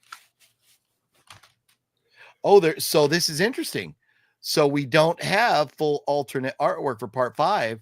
We just have this, which I still kind of like. Or excuse me, we're on part 6 now, but I still kind of like that. With they got the cross over here in the background. Yeah, and Jason right there. That's a great shot. So. Yeah, the big thing with part 6 that I remember was we were all, of course, this is before internet and everything. You'd have to buy it at a convention, is the script, because the script had Mr. Voorhees in it. And the script was quite different. That's funny. Yeah. So we all went to the conventions to buy the part 6 script. And then we all gave it, to each other to read because it was quite different. So that's cool. And that's the one that I have the, the Funko from right here, CJ Graham, part 6, 18 kills. I think up to that point, that was the most kills. I think we have another one that has more than that now, but I think maybe it's even part 7 that had more than 18. Anyways, I don't know which one. I don't know. Do you know which one has the most kills, John? Do you have those numbers? I don't know. So, no, as I'm sure some website does. I kind of got to work with CJ Graham. I acted in Tom Devlin's film. Teddy Told Me To, and CJ Graham is at the beginning of that. I didn't get to act with him in the scene, but I'm in the same movie with him. So that's very cool. Yeah. So, why I'm looking for Friday the 13th. Oh, I just want the numbers. Oh, so the first one looks like it has 10. Part 2 has 10. Part 3 has 12. Part 4 has 14. Part 5 has 19. And well, so something's got to give here because part 6 is listed as 19 as well. Are they counting? Huh. I thought part 6 was 18, but they have it listed here. This is through Friday the 13th fandom.com wiki list of deaths. And then 7 New Blood has 16. And then part 8 has, well, their list is stupid because it goes 18, 19, 20, 19. So I think 21. And then Final Friday has 27. And then we've got 25. So the kill count seems to grow as the franchise goes on. So that's kind of cool. So it's not nearly the most, but it's still cool that he wrote that on there. Or maybe I don't know what the fuck the deal is with it. Whatever, sitting here guessing about it all night. Let's talk about Friday the 13th, part 7, the New Blood, the one we're almost disappointed about because so much chopped out of this one. I think this is, if you talk about one that had the most cut footage, this is it, right? Yeah, it's got to be. And I love that poster. And I'll say it right now, it's my second favorite. So I really like the stuff on this too. I like the knife coming, it's being held up like that. So oh yeah, that's cool. This is the one where this most resembles, and I don't know if it's intentional or not, a Hammer movie. Like those old Hammer Oh, that's a good shot. Yeah. That's great. like the old Hammer Dracula movies and Frankenstein movies and stuff, especially once they hit the 70s. This resembles that the closest. Also, Jason looks a lot like Godzilla, especially when he comes out of the water and his spine is all sticking out. And I, in a very bold move, asked out Elizabeth Clayton, who stars in this. She's the redhead. And Cliff and I were at a convention. He knew somebody because he was working at Tower at the time. So it was Elizabeth and her friend Cliff and I. We went to lunch together, and I knew her from this and of course Silent Night, Deadly Night Part 2. And then we were talking, and I'm like, "Fuck it." I mean, I live in Northern California; they're in Southern. I'm like, "Hey, you wanna go out sometime? You want to go like grab something to eat or check out a movie?" And she goes, "You know what? You're really cute, but I have a boyfriend." And I'm like, "You know what? I'll take the cute." So I'll take. Oh. Did she say, "I have a boyfriend, so don't ask me out"? No. She didn't say that. No, I know what you're doing, but no, she did not, and I'm glad about that too. Would have been epic. Don't ask me out. It's so funny. But this one is brutal, but even if the kills are cut, it's still brutal. Like when he throws the blonde across the room, he just grabs her and just throws her. And I like this one. Who in the comments there said it's Jason meets Carrie, which is true. It is, but I love it. I think it's really good. And this has a massive history that there's a female producer who hated this movie and tried to sabotage it completely. There she is. That's there why she I asked is. out. There you go. I asked her out. I manned up and knew that she'd probably say no, but I asked her anyways. So. And then AC/DC wrote a song about you. Shot down in flames. Hey, I was cute. But like you said, you don't know if you don't try. And I mean, at least she wasn't like, "Ew, fuck off." At least she didn't say that. So she was very polite about it. Well, we got to spend the day, so she got to know us a little bit. There you go. Yeah.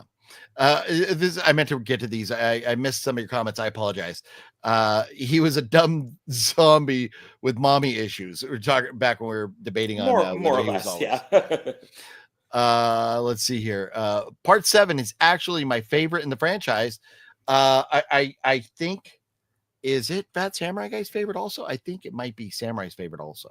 Oh, yeah. And Sean says Jason versus Carrie. Yeah. There you go. But 7 is great. So after 7, and 7 is where we get Kane Hodder, correct? That's where Kane Hodder joins the franchise? That's the first one, yeah. Yeah. So we now have our, well, at least for 7, 8, 9. We have him for 3 or 4, Kane Hodder. I can't remember. 3. So, 7, 8, 9. Yeah, he goes up to 10. Okay. Well, 7, 8, 9, 10, then 4. Yeah. But we'll see. But anyways, it is our first Kane Hodder experience. No, and 3. he 7, does 8, 9. I thought that's why I thought it was 3. I thought it was here we go. I can just reference. No, he's in 4. I can reference my mask because he wrote 7, 8, 9, and X. Okay. So, there it is. Yes. Yeah. There it is. But I think now, because after 7, the franchise, I mean, we start to get a little off the rails here. I mean, there's still some good stuff. But after 7, I think the franchise starts to kind of go downhill. Do you think after 7, are any of them considered great after part 7? Well, I am going to. Well, okay. Either I'm going to just say yes or no. You don't have to go to it. Are anything after part 7 considered great?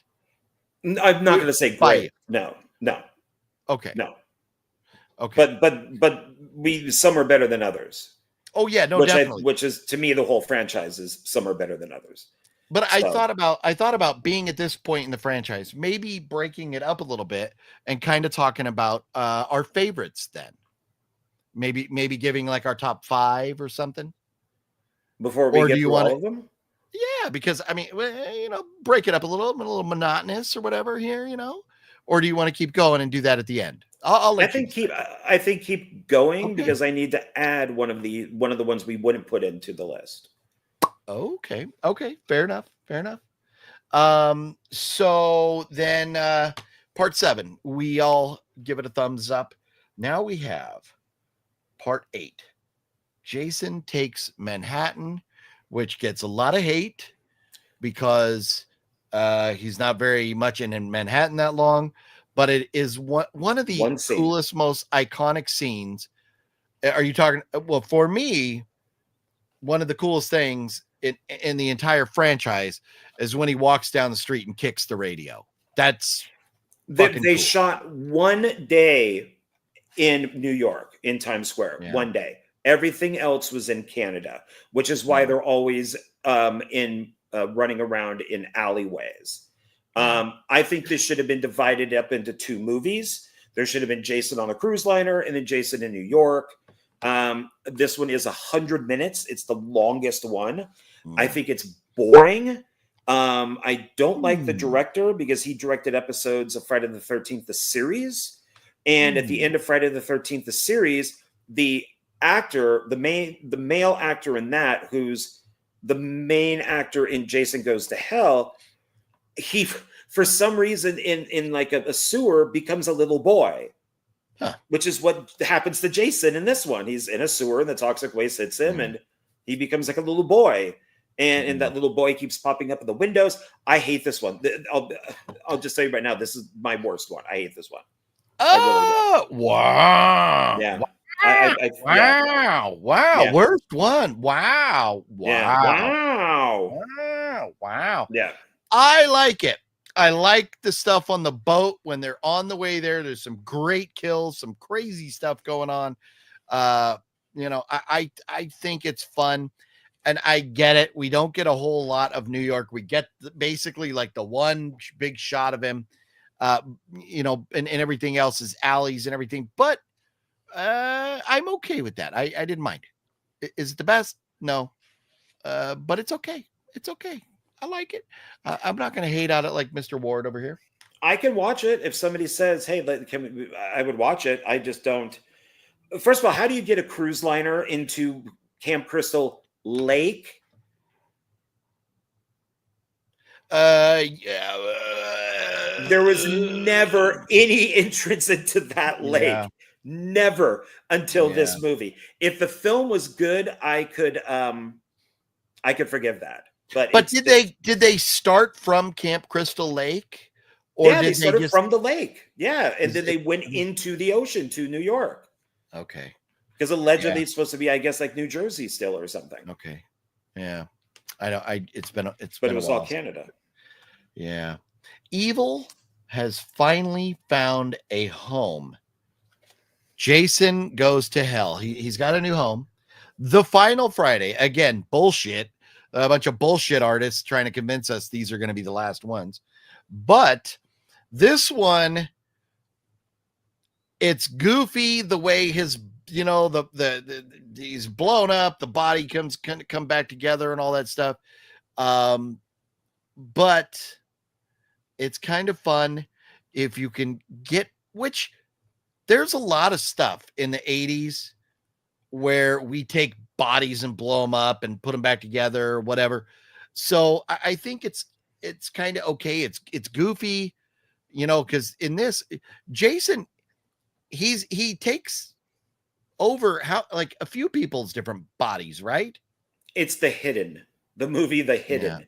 Yeah, he goes from the thing goes into the mouth from side to side. Yeah. Or from person to person. I have it as this. Ooh, that's nice looking. So it's the 3 New Line Cinema movies in one pack. It's got the little skinny boxes there. But the reason why Friday the 13th is not in the title is Paramount wouldn't sell them the title. They sold them Jason. They didn't sell them Friday the 13th. Wow. So that's why none of them say Friday the 13th. Those assholes. Wow, that's Yep. funny. I didn't realize And that. yeah, then my Jason Goes to Hell. So I got it. So it's got the same cover, Mhm. Yep. which is yep. a great cover. Except and this my words are on the bottom. Your words are on the top. Oh yeah. But it's And same it's same- artwork.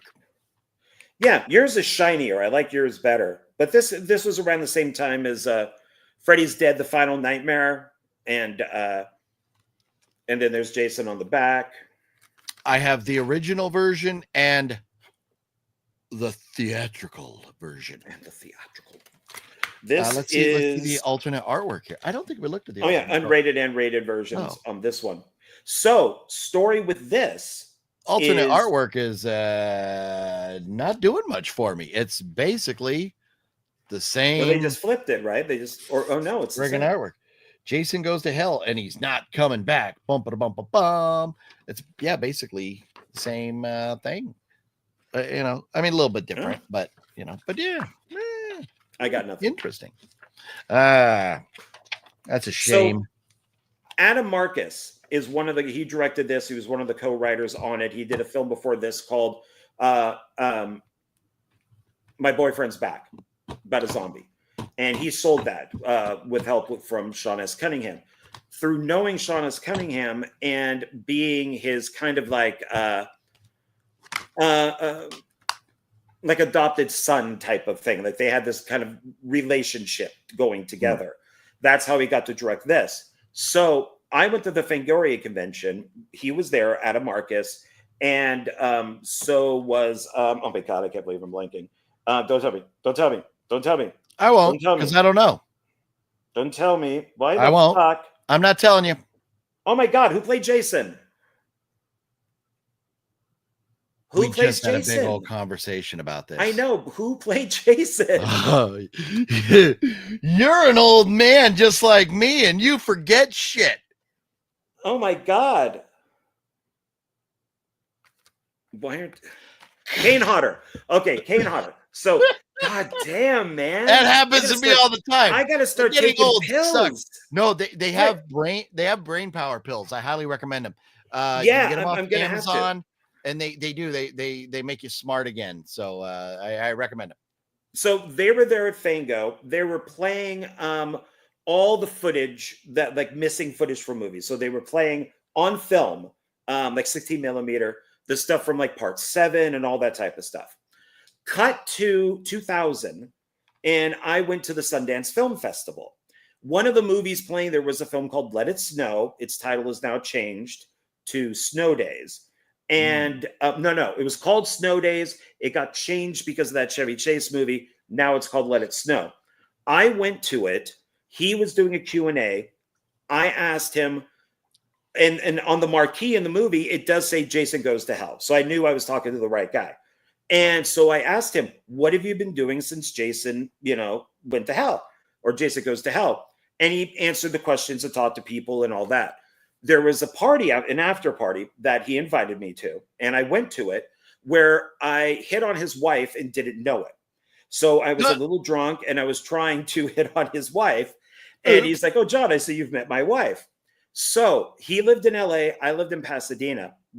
Very long story short, he became my mentor. So when I went to college at Los Angeles City College, when I was going to film school, he was my mentor when I was going to film school. So I borrowed film cameras from him. I borrowed video cameras. He read my scripts. He gave me advice. I hung out at his house. He talked to me a lot about Kane and making the movie. He talked to me a lot about Sean S. Cunningham. And for many years, he mentored me. And so I have that to say about this movie. So for me, even though a lot of people don't like this and the unrated version is better, it does hold a certain place with me. Yeah. Just because he told me a lot about the movie, and hanging out with him and everything, it kind of has a place in my heart. There you go. That's yeah. cool. Yeah. Yeah. See, this is what I like. Rather than just sitting here going, this is what the movie's about. This is, who's in it and all that stuff. Talking about things that or special to us about the movies or why we like them and stuff like that, I think makes it a lot more fun than just going, this is what this is about. This is how I rate it. Yeah, that is very cool. That's good stuff. That's great memories for you right there. Great. Now I can't get the guy on the phone.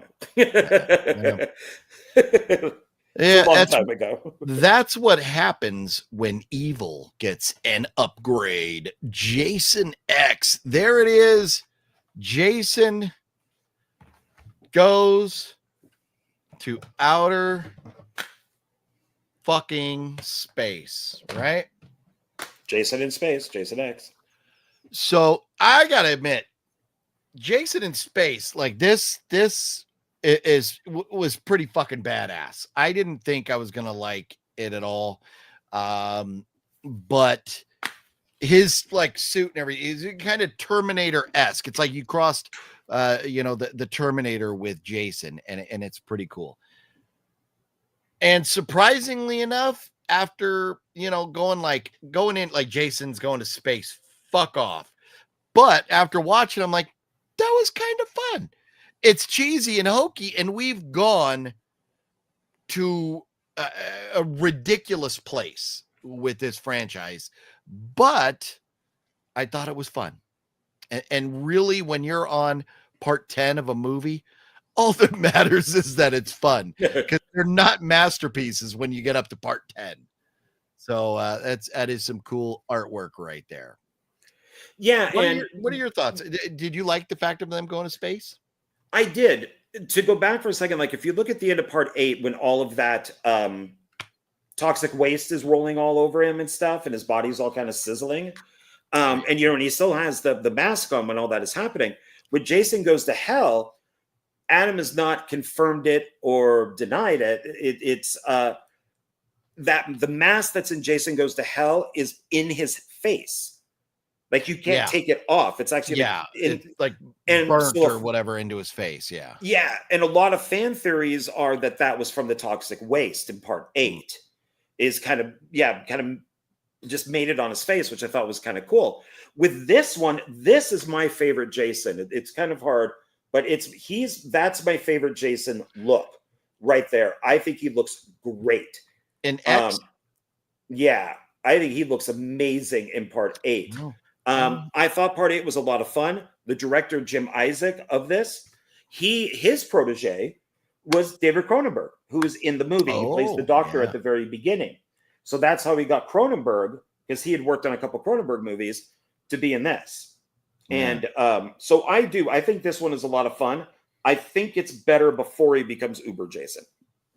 I like Uber Jason, but I like it when he's just regular old Jason on a space station. Yeah. And like he is here, he's with the cast when he's got the machete and he's just regular old Jason.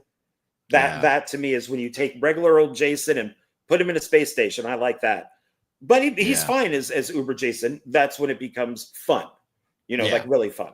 So I enjoy this one. Nice. Jason X. So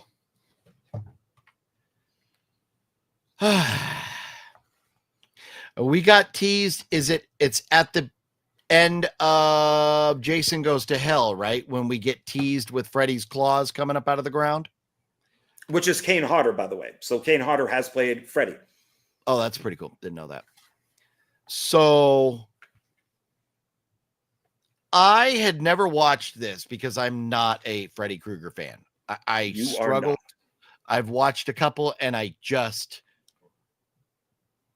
don't give a shit about Freddy Krueger.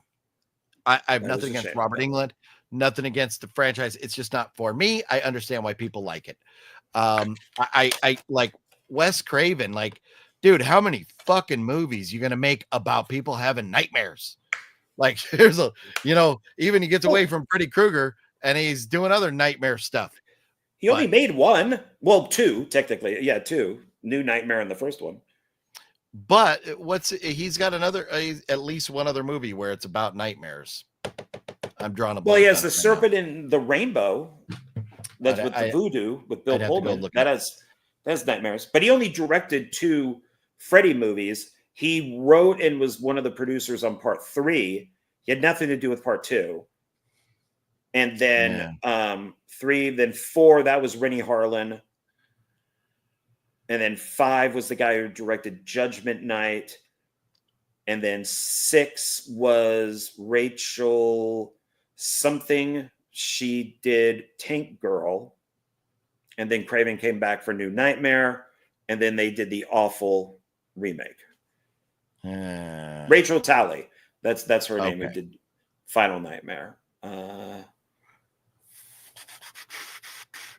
So yeah, what else? What other movie of his was it about? Serpent of the Rainbow. Is that? Yeah, that's where Bill Pullman takes the drugs when he's done in like was it like Haiti? Okay, well, I guess that's TV show. Night Visions, Nightmare Cafe. So obviously Vampire in Brooklyn wasn't. God dang it! I thought there was My Soul to Take. No. Yeah. Anyways, I thought that maybe I'm just losing my mind, but I thought there was another flat out movie. Maybe, I don't know. Anyways, we're talking Friday the 13th. We're not talking Freddy, whatever Krueger. Liv says Jason X was pretty entertaining, and that's all we really care about. Was that it's fun. Wicked Network doesn't remember much of that movie. How he ended up in space. Yeah. How he gets frozen. That's right. He goes to the cryo chamber with one of the girls, and they both get put up onto the station. They pulled Jason and the girl out because they're relics from like 1,000 years ago. Yeah. And Leprechaun in space, man, we can do a lot of goofy horror movies in space, but Pinhead in space. At least they did it right. See, Pinhead is the one that I could buy in space, really, because of the way they come in from whatever different dimension or whatever that is. I could buy them being in space. But Freddy versus Jason, I started watching this not too awful long ago because I went like, fine, I need to see all of the Friday the 13th movies. And I just couldn't do it. I did not finish this. I just didn't give a fuck what was going to happen next. I just did not care at all. And I fell asleep and I never went back to it or turned it off or something. I just never went back. That's a shame. That's a shame. It's a good one. So this is Freddy versus Jason is, well, my second worst in the franchise, but for me. So, yeah. You like it though, huh? Yeah, I thought it was good, but it's another one of those where it has too big of a budget. They probably could have made maybe a Nightmare and a Freddy, or I'm sorry, a Nightmare and a Jason. Got us 2 low budget, good movies, but it's got a big budget on it, but it made a ton of money. So, but I enjoyed it. Yeah. I mean, yeah. Maybe one day I will give it another shot, but I don't know. I'm like, if you gave me Jason Voorhees versus Michael Myers, I could buy it. And I understand now, after starting to watch some of the Nightmare on Elm Street movies, that Freddy comes out of the dreams. I think that's dumb because he's in their nightmares. I don't know how, he comes out of the dreams or whatever, but I don't care. But I understand these are the 2 icons of the 80s. These are the biggest 2 icons of the 80s. So I get it. But I don't know. I'm just not a fan. Okay. Shame on me. Give me my lashings, John. Oh, I will next time you're here. Okay. So then we have the remake. Man, and Derek Mears, he's a nice guy. And he was huge. He was the stuntman in Part 8. He was Kane Hodder's stuntman because since Kane was a stuntman, but he was also Jason, they couldn't have him do all of his stunts. It was too dangerous. So that's so he already played Jason once before. and they don't have listed on the back. I'm looking to see who did the music for this. Did Harry Manfredini not do the music? I don't see Harry credited. No, this is it, it's actually a good music guy. It's a Steve Job. I'm not really sure how to say Job Onsky, Steve Jobowski, something like that. But he's good. He Jablonski. Yeah, he Steve does the. Jablonski. Okay, I see him there. He did basically Michael Bay. So he did the Transformers films. He did Texas Chainsaw. So he's that guy, but he's good. Now I'm seeing why you like this movie so much. Greg, how you doing, Greg? Good to see ya. And let's see. Christian says Nightmare Cafe was a short-lived TV series he did. Okay, yeah, I don't think I've ever seen that. Liv says, I think Freddy versus Jason is so bad, it's good, funny to me. I have fun watching it. See, and I like good bad. If it's that bad, but I'm just having fun with it, I'm okay. My problem is when I just don't care what happens next, and that's with Freddy Krueger. I just don't care. The first, 1, 2, and 3, okay, but I just don't care to watch any more of them. So yeah, I know I'm a movie snob. What are you gonna do? Pretty much. So my biggest problem, I think the actors were terrible. I think some like the dialogue was like the scenes were so. It was like they tried to take this movie too serious and add comedy. I think they should have been more lighthearted and let the comedy flow, but I felt like they tried to force comedy, and I didn't care for a lot of the jokes. It was okay, but I think we don't need this to exist. I would rather they, like we got another sequel or whatever instead of a reboot. And overall, I kind of agree with you on it, especially since all the problems with it. We're never going to get Jason in the snow. So, Jason in the snow would be great. Yeah, he should fall out of space. He should fall out of space and land like in Alaska or something.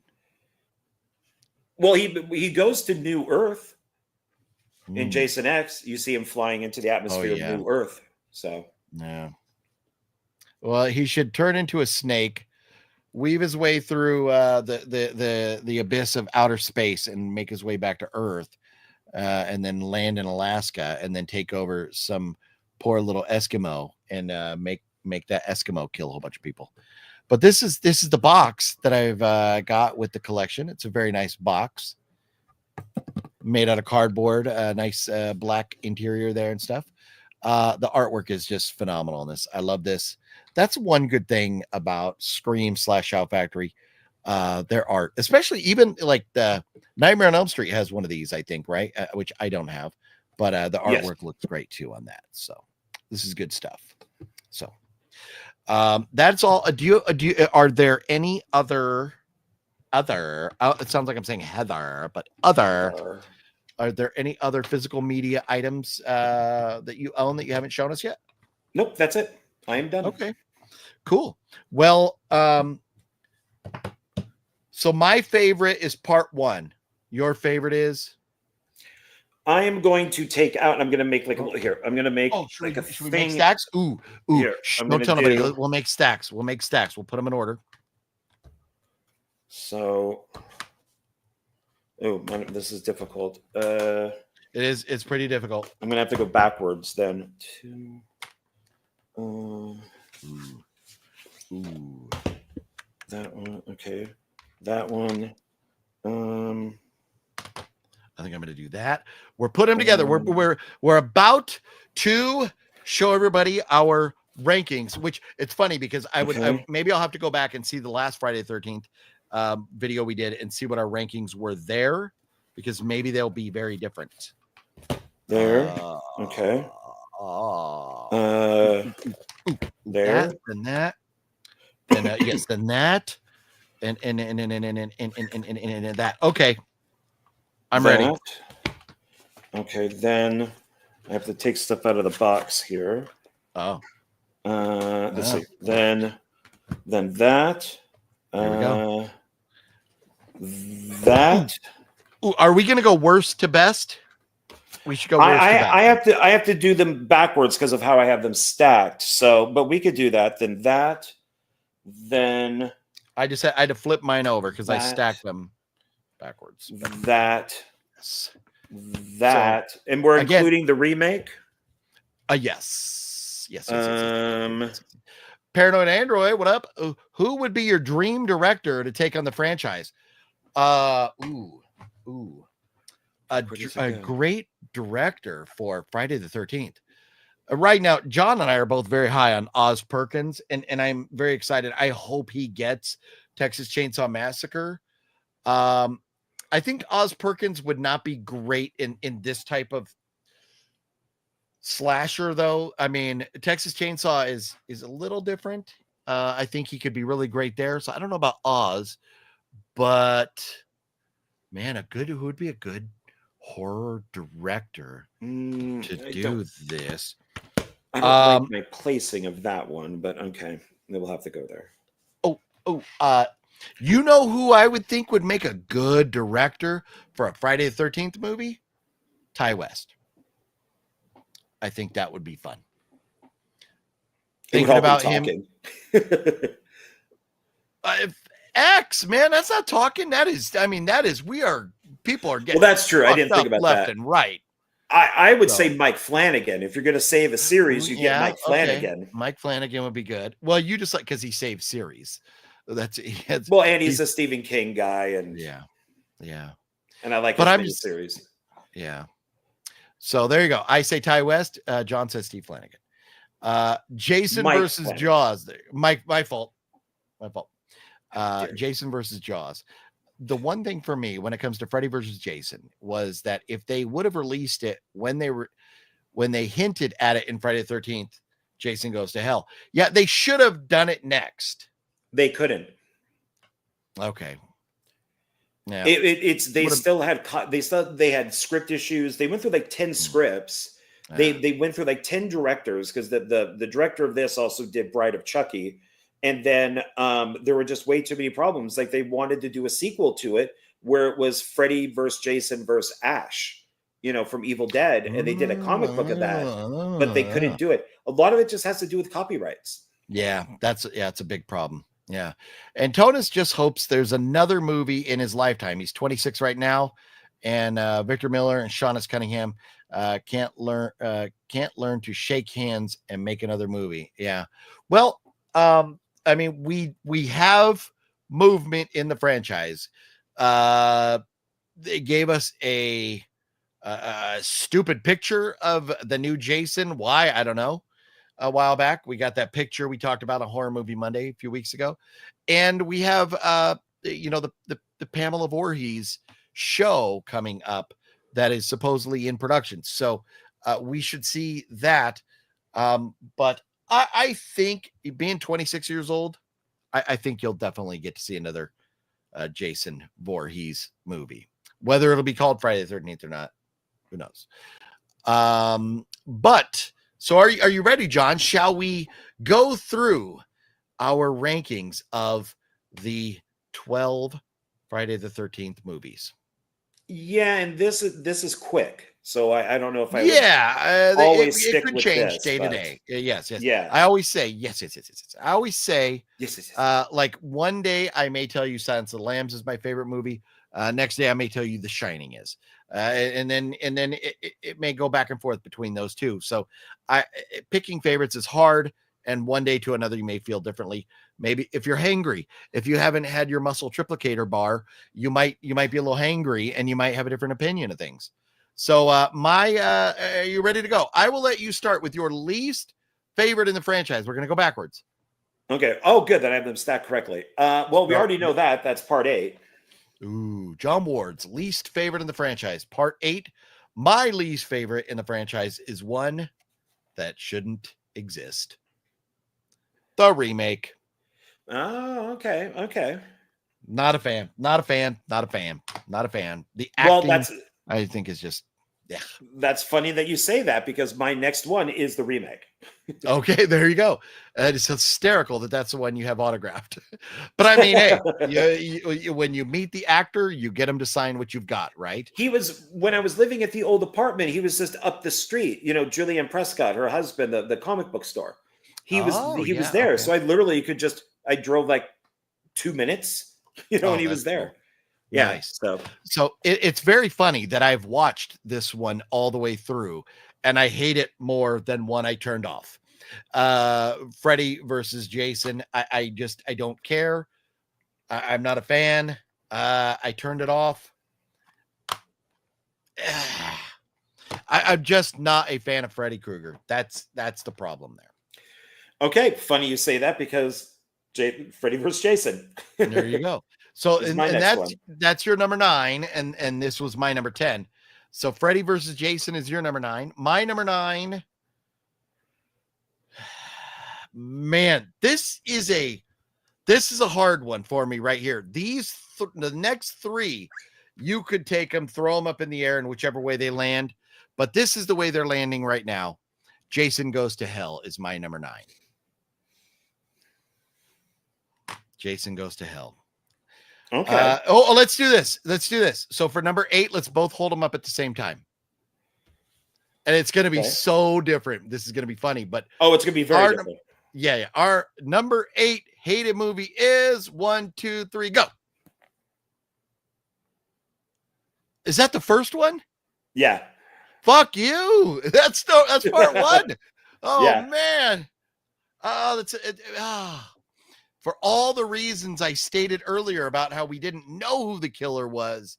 And it's the origin story, the lake, the beautiful scenery of the lake in New Jersey. Or I don't care about origin stories. Most of the time they're worse than what we would expect. But at least this was the first one. But I'm it's out of breath over here. I need more Diet Coke to console me. Yeah. Okay. Well, mine is probably offending you because my number 8 is part 5. I don't like copycats. And that's where like with the Saw franchise, Saw is great. 1, 2, and 3, so good. Hoffman being like a copycat, it falls off for me. I still love them, but they fall off for me. Okay. And I love Hoffman. So no, I do, but not as much as John Kramer. Jigsaw. So on 3, so I'll go 1, 2, 3. On 3, pop them up. Okay, so here we go. This is going to be our 7. This is 12, 11, 10, 9. Oh wait, that was number 9. Oh yeah, that was number 8. How many of you do you have in your stack that we shown already? 12, 11, 10, 9. Well, how many do you have left? Because I put mine into different stacks. I have 1, 2, 3, 4, 5, 6, 7, 8. So 8 I'm left. on Okay. 8. So I was saying it was number 8, but that was actually number 9. So for you, it's number 1 is part 9. Okay, part 1 is your 9th ranked. Wow. My 9th rank is part 5. Wow. I was saying that all. I fucked up. I suck as a host sometimes. What are you gonna do? Fire me? Okay. So then this will be our 8th favorite movie in the Friday the 13th franchise is on the count of 3. 1, 2, 3. John's slow to react. Jason Goes to Hell. Okay. And I'm at Jason X. Have you shown Jason X yet? No, but okay. No. All right. But no, but yeah. So Jason X is down there. It's down there. Okay. And Jason Goes to Hell. So I've already Jason Goes to but so then next is 1, 2, 3, 4, 5, 6. Our 7th favorite Friday the 13th movie is John's getting tired. We're gonna wrap it up soon.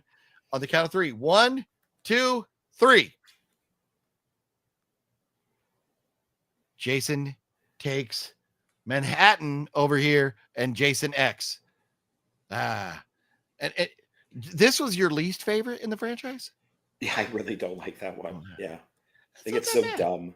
It's not that bad. Dumb. It's not that and it's bad. long. It's boring. There's some good kills on that boat, man. I like the kills on the boat. It's a fun There's some boat. good It's a fun kills boat. in all of them. That's true. You know what I That's mean? true. You know? Yeah.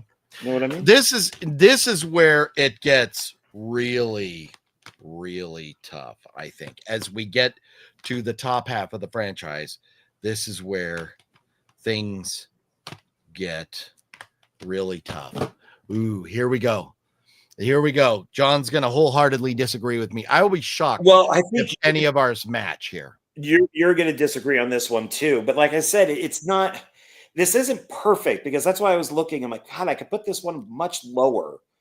But all right, I could put this one higher, but I don't know that I could put this one any lower. Okay, on the count of 1, 2, 3D. Part 6? That's what I'm saying. I don't. Wow. I could put this as like maybe Wow. number 3 or something, but I don't know. I know that's the problem. When you get in the top part of the franchise, it gets tough. 3D, man. But it's not bad, but the rest are better. Okay, but now so now do the next one. Okay. 1, 2, 3, go. What do you got there? Oh, you got 3D next. Yeah. And I got part 7. We're close on some of them. Like one, you might be ahead and I might be back, but we're pretty close on some of them. Yeah. But 7, no, 7 wasn't supposed to be there. I fucking did this wrong. No, it was. Okay. Yeah, it was. Okay. Oh man, it's tough. It's so tough. It's tough. It's exhausting because it's so tough. All right, next. So we have 1, 2, 3. Our fourth favorite in the entire franchise is 1, 2, 3, go. Mine is part 6. Oh, yours is part 5. Okay, yeah. I have 5 much lower. I'm not the fan of the Copycat Killer. I like 6 because it's good. Well, that's a good reason. Yeah. But is this the one? Does Corey Feldman come back in this one? No. Is that what is he in? He's in 3 and 4? No, 4 and 5. 4 and 5. Oh, that's right. Okay. It's Tom Matthews from Return of the Living Dead. Is that's right. Takes the role. Yeah. But I do like Corey Feldman in part 4. I like that. Okay. I just couldn't remember. But anyways, there it is. Yeah. Part 6. I need to rewatch the entire franchise. It's like this is a franchise you got to watch once a year. There's so fucking many of them. They all blend together if you haven't seen them recently. Okay, 3 left. Here we go. Our top 3. We know the first one's not going to match. But let's see here. On your marks, we'll get set, go. The final chapter. Holy shit, we got one. Wow, we matched. We got one. There. How about that? The final chapter. Can you make stuff like coming in? Dun, dun, dun, dun, dun, dun, dun. I can't do that. Well, let's see. We can celebrate here. Let's celebrate with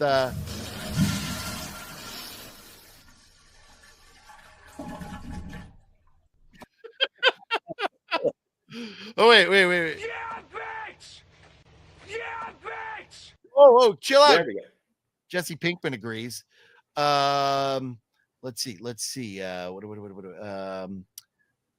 I don't have anything else. We can.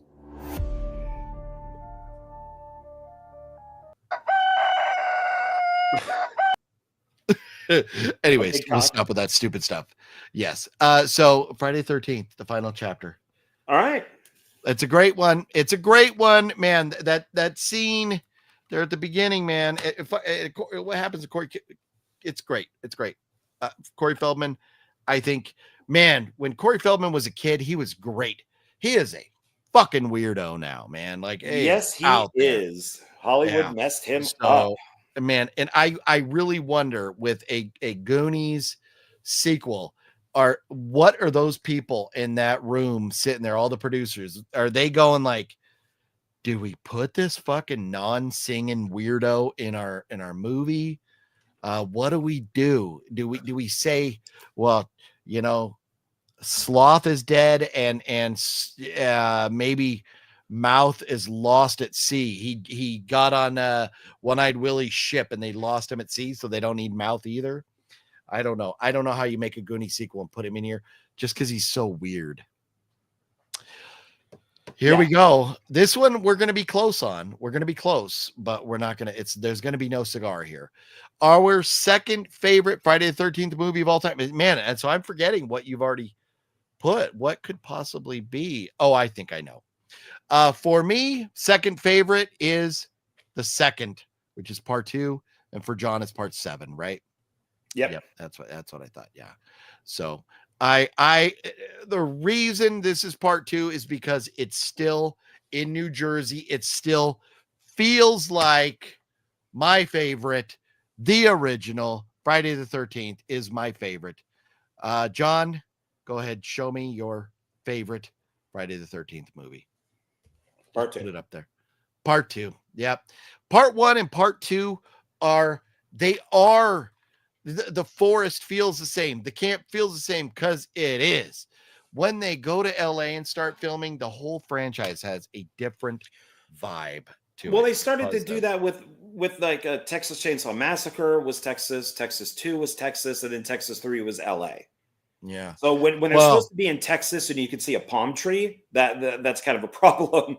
Yes, 100%. But I love part 3. It's my favorite sequel is Leatherface. Wow. But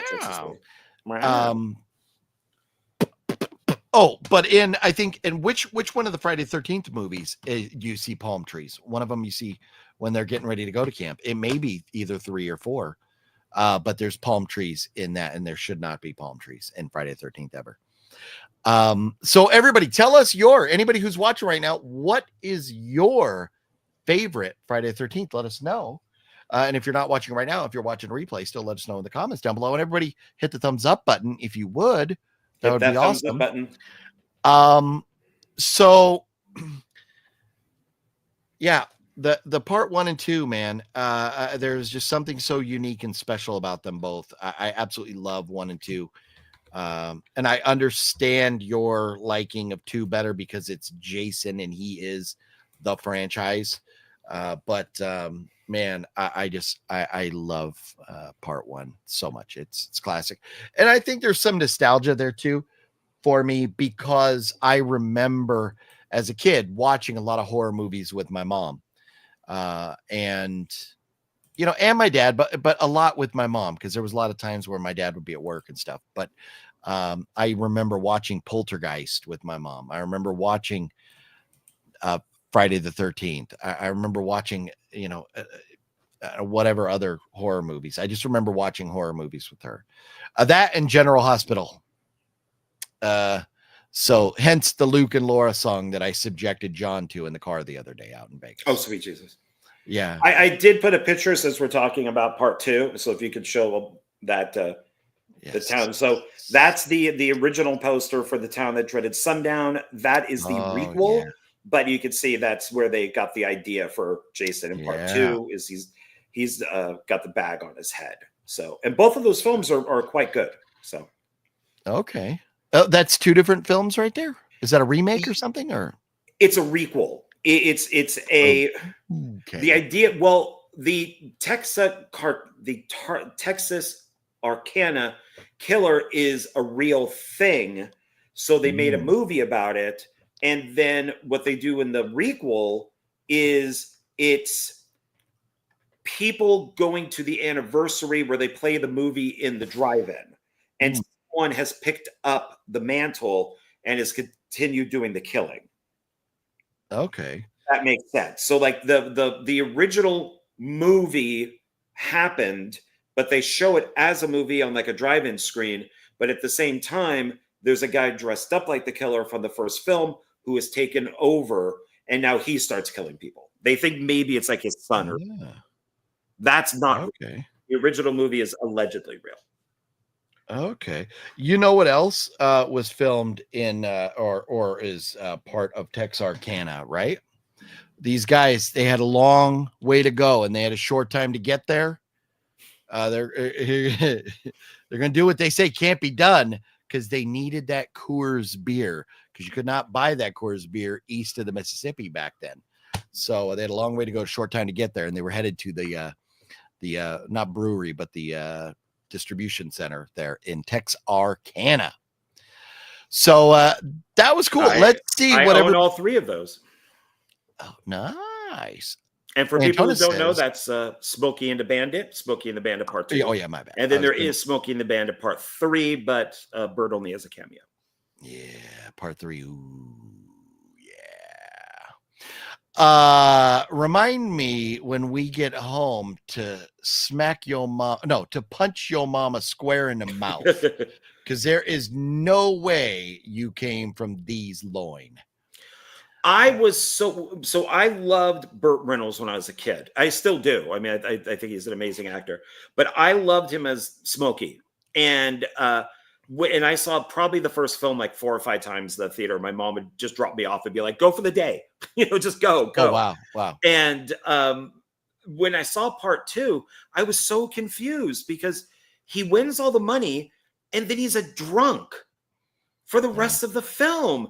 And he has like these towers of Coors cans that at the very beginning he pushes down and he's just wasted. And it's like Die Hard with a Vengeance and stuff. And it's like, why would you start a movie, especially that's PG, that kids are going to see? Like, I was so confused. Like, why is Smokey like this? Why is he drinking all that beer? It sucks so much. Yeah, I don't think that movie should have ever been PG. A movie, Smokey and the Bandit. I mean, I understand it was supposed to be a family movie, and I understand when it came out, it was, if you wanted something to go in the theaters and stuff, it was a little harder to, have R-rated movies make money and stuff. But I think you need Burt Reynolds in Smokey and the Bandit. And there's off the top of my head, there's only one other place I can think that I need Burt Reynolds. What would be your next favorite Burt Reynolds film? Oh, well, my all-time favorite is Sharky's Machine. I think it's friggin' brilliant. Oh, okay. I don't think I've ever seen that. Oh my God, he directed it. It's based on the book Sharky's Machine. It feels like a David Mamet movie. It is amazing. It's got a great opening scene to it. It's got Rachel Ward, who's gorgeous. Rachel Ward, yeah. It's got one of the greatest stunts ever in it. I'm blanking on his full name, but he was like one of the biggest stuntmen. He died doing a stunt. Wow. But yeah, Sharky's Machine is great. So that's all you need right there. That's all you need right there. Oh my God. That movie, I mean, between Burt and Dom DeLuise and Dean Martin and Sammy Davis Jr. And then is that Jackie Chan? Is he one of the dudes in the Asians in the car? I believe so, before we knew who he was. Yeah. Yes. Oh my God. That movie right there.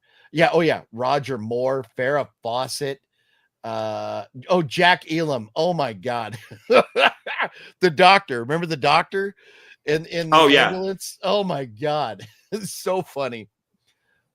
Peter Fonda. Yeah, and so it was Jackie Chan, Adrienne Barbeau.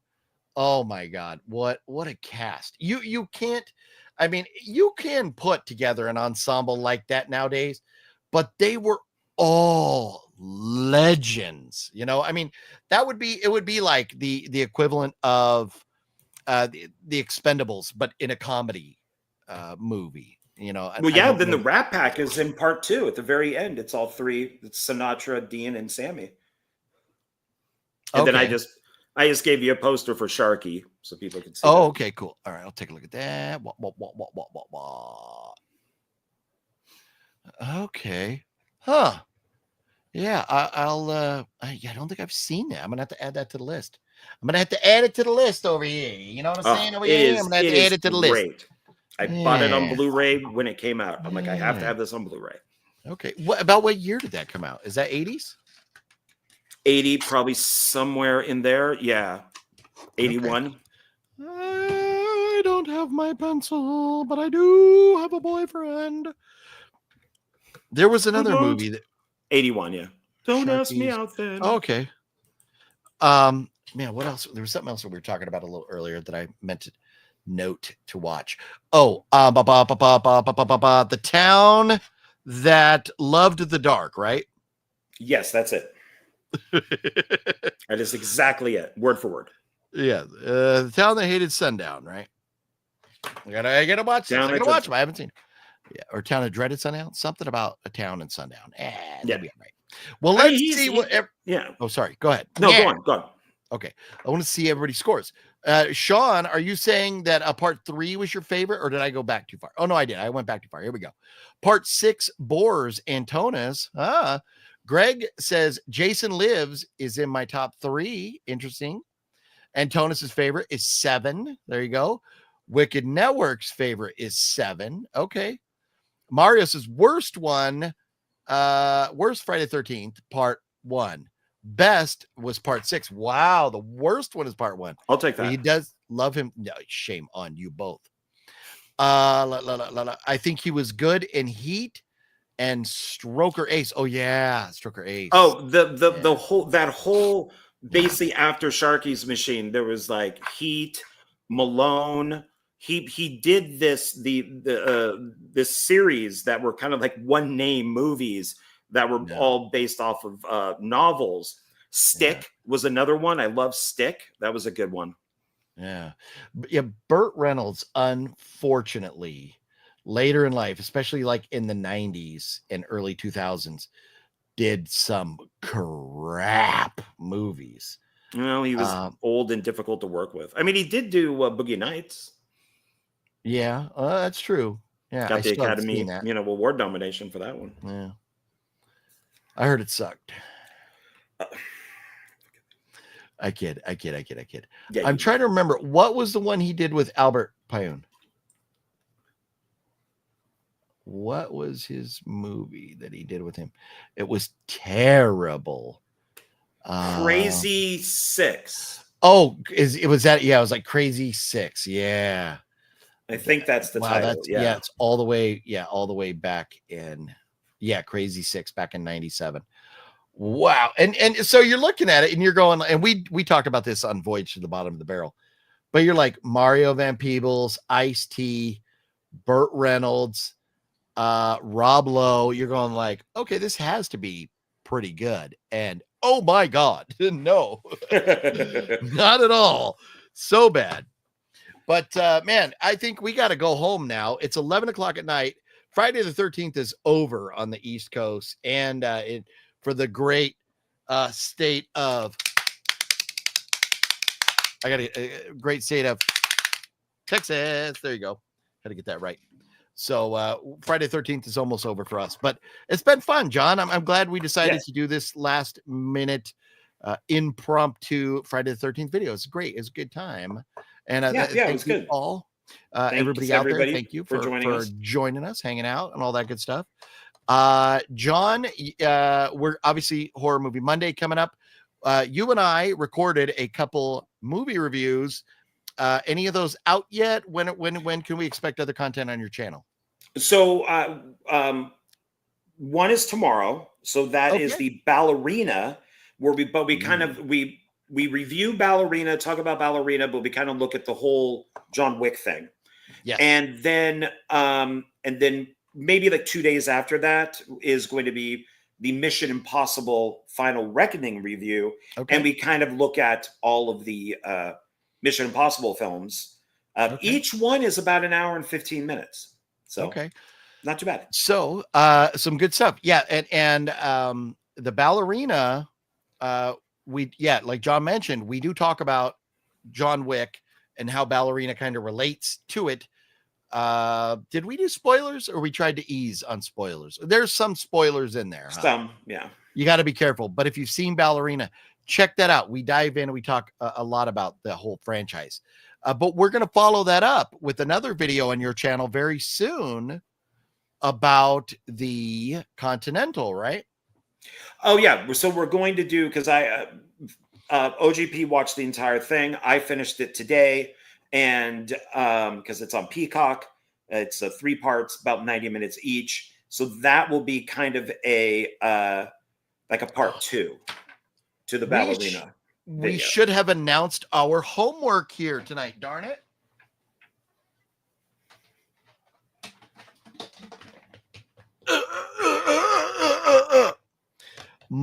This Monday on Horror Movie Monday, for everybody watching, I'm going to put up a post about this. But we are going to this because there's nothing big horror movie wise coming out this week. I did not go to the theater yesterday, and I don't think you did either. Did you, John? No. Okay.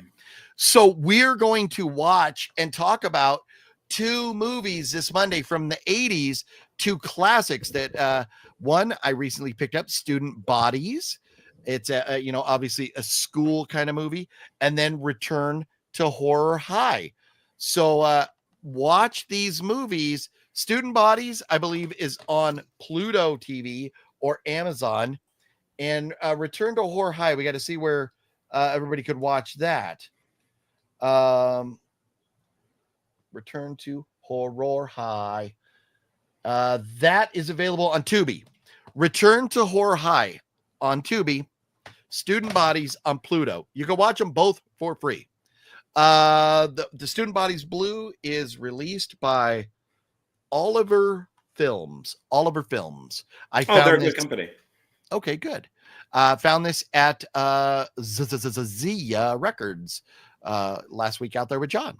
So I loved the movie. Justin is the one that told me about this, and he and Matt and I watched this at Matt's house a while back, but I have to watch it again because I remember the 13 murders. I don't remember the half murder because it's 13 and a half murders. So I don't remember that. So we're going to watch these, and then we're going to talk about them both, as well as some other pickups. John, you have more pickups for Monday night, don't you? Oh yeah. Nice. And I have a different type of pickup. I have some other pickups to talk about as well. So Horror Movie Monday is still going to be a lot of fun. Horror-centric live stream. It's going to be a lot of fun. And I'll say, I'm not going to say who it is, but Return to Horror High is awesome. Because if you remember Drew Barrymore being the first kill in Scream, you will love who the first kill is in Return to Horror High. It is hilarious. So, nice. Especially with how far back it was. So. Nice. Well, people do say, John, that we monkey around. We do. And Fluffy wanted to remind everybody, hey, we're the monkeys. And I appreciate the call out to the monkeys. So yes, since there's only one left. So this is your homework for Monday. Watch Student Bodies, watch Return to Horror High. We're going to talk about these. So if you don't want to be spoiled, you have the rest of the weekend. For all you fathers out there, Sunday is Father's Day. You have the right to ask the kids and the missus to leave you alone or join you to watch a couple horror movies. And it's going to be fun. And we're going to talk about them. It's going to be a good time. So that's it. So a lot of stuff coming up on John's channel. Monday is going to be fun. Join us. Shall you? Yeah. Antonis says, OGP, when will you do more Wake the Dead live streams? That is a good question, Antonis. I don't know right now. I wish I could tell you because I do enjoy live streams. Tonight has been a phenomenal turnout. Thank you all for joining us because yes, thank you very much. Being so last minute to still have as many folks join us and hang out with us. We've been steadily over 30 badass legend friends hanging out with us all night. So that's been great. So it's been a lot of fun and we appreciate you all. And yes. Once again, hit the thumbs up. Make sure you're subscribed to John. His link is down below so you can watch our reviews there. It's going to be a lot of fun. I'm looking forward to rewatching them to see how stupid I sound talking about So anyways, they're both good. Good. Glad to hear it. John, it's been a pleasure. Happy Friday the 13th to you, sir. Thank you. Happy Friday the 13th to you too. I'm going to go home now. You should do the same. I am. Thank you. Okay. See you guys. Bye.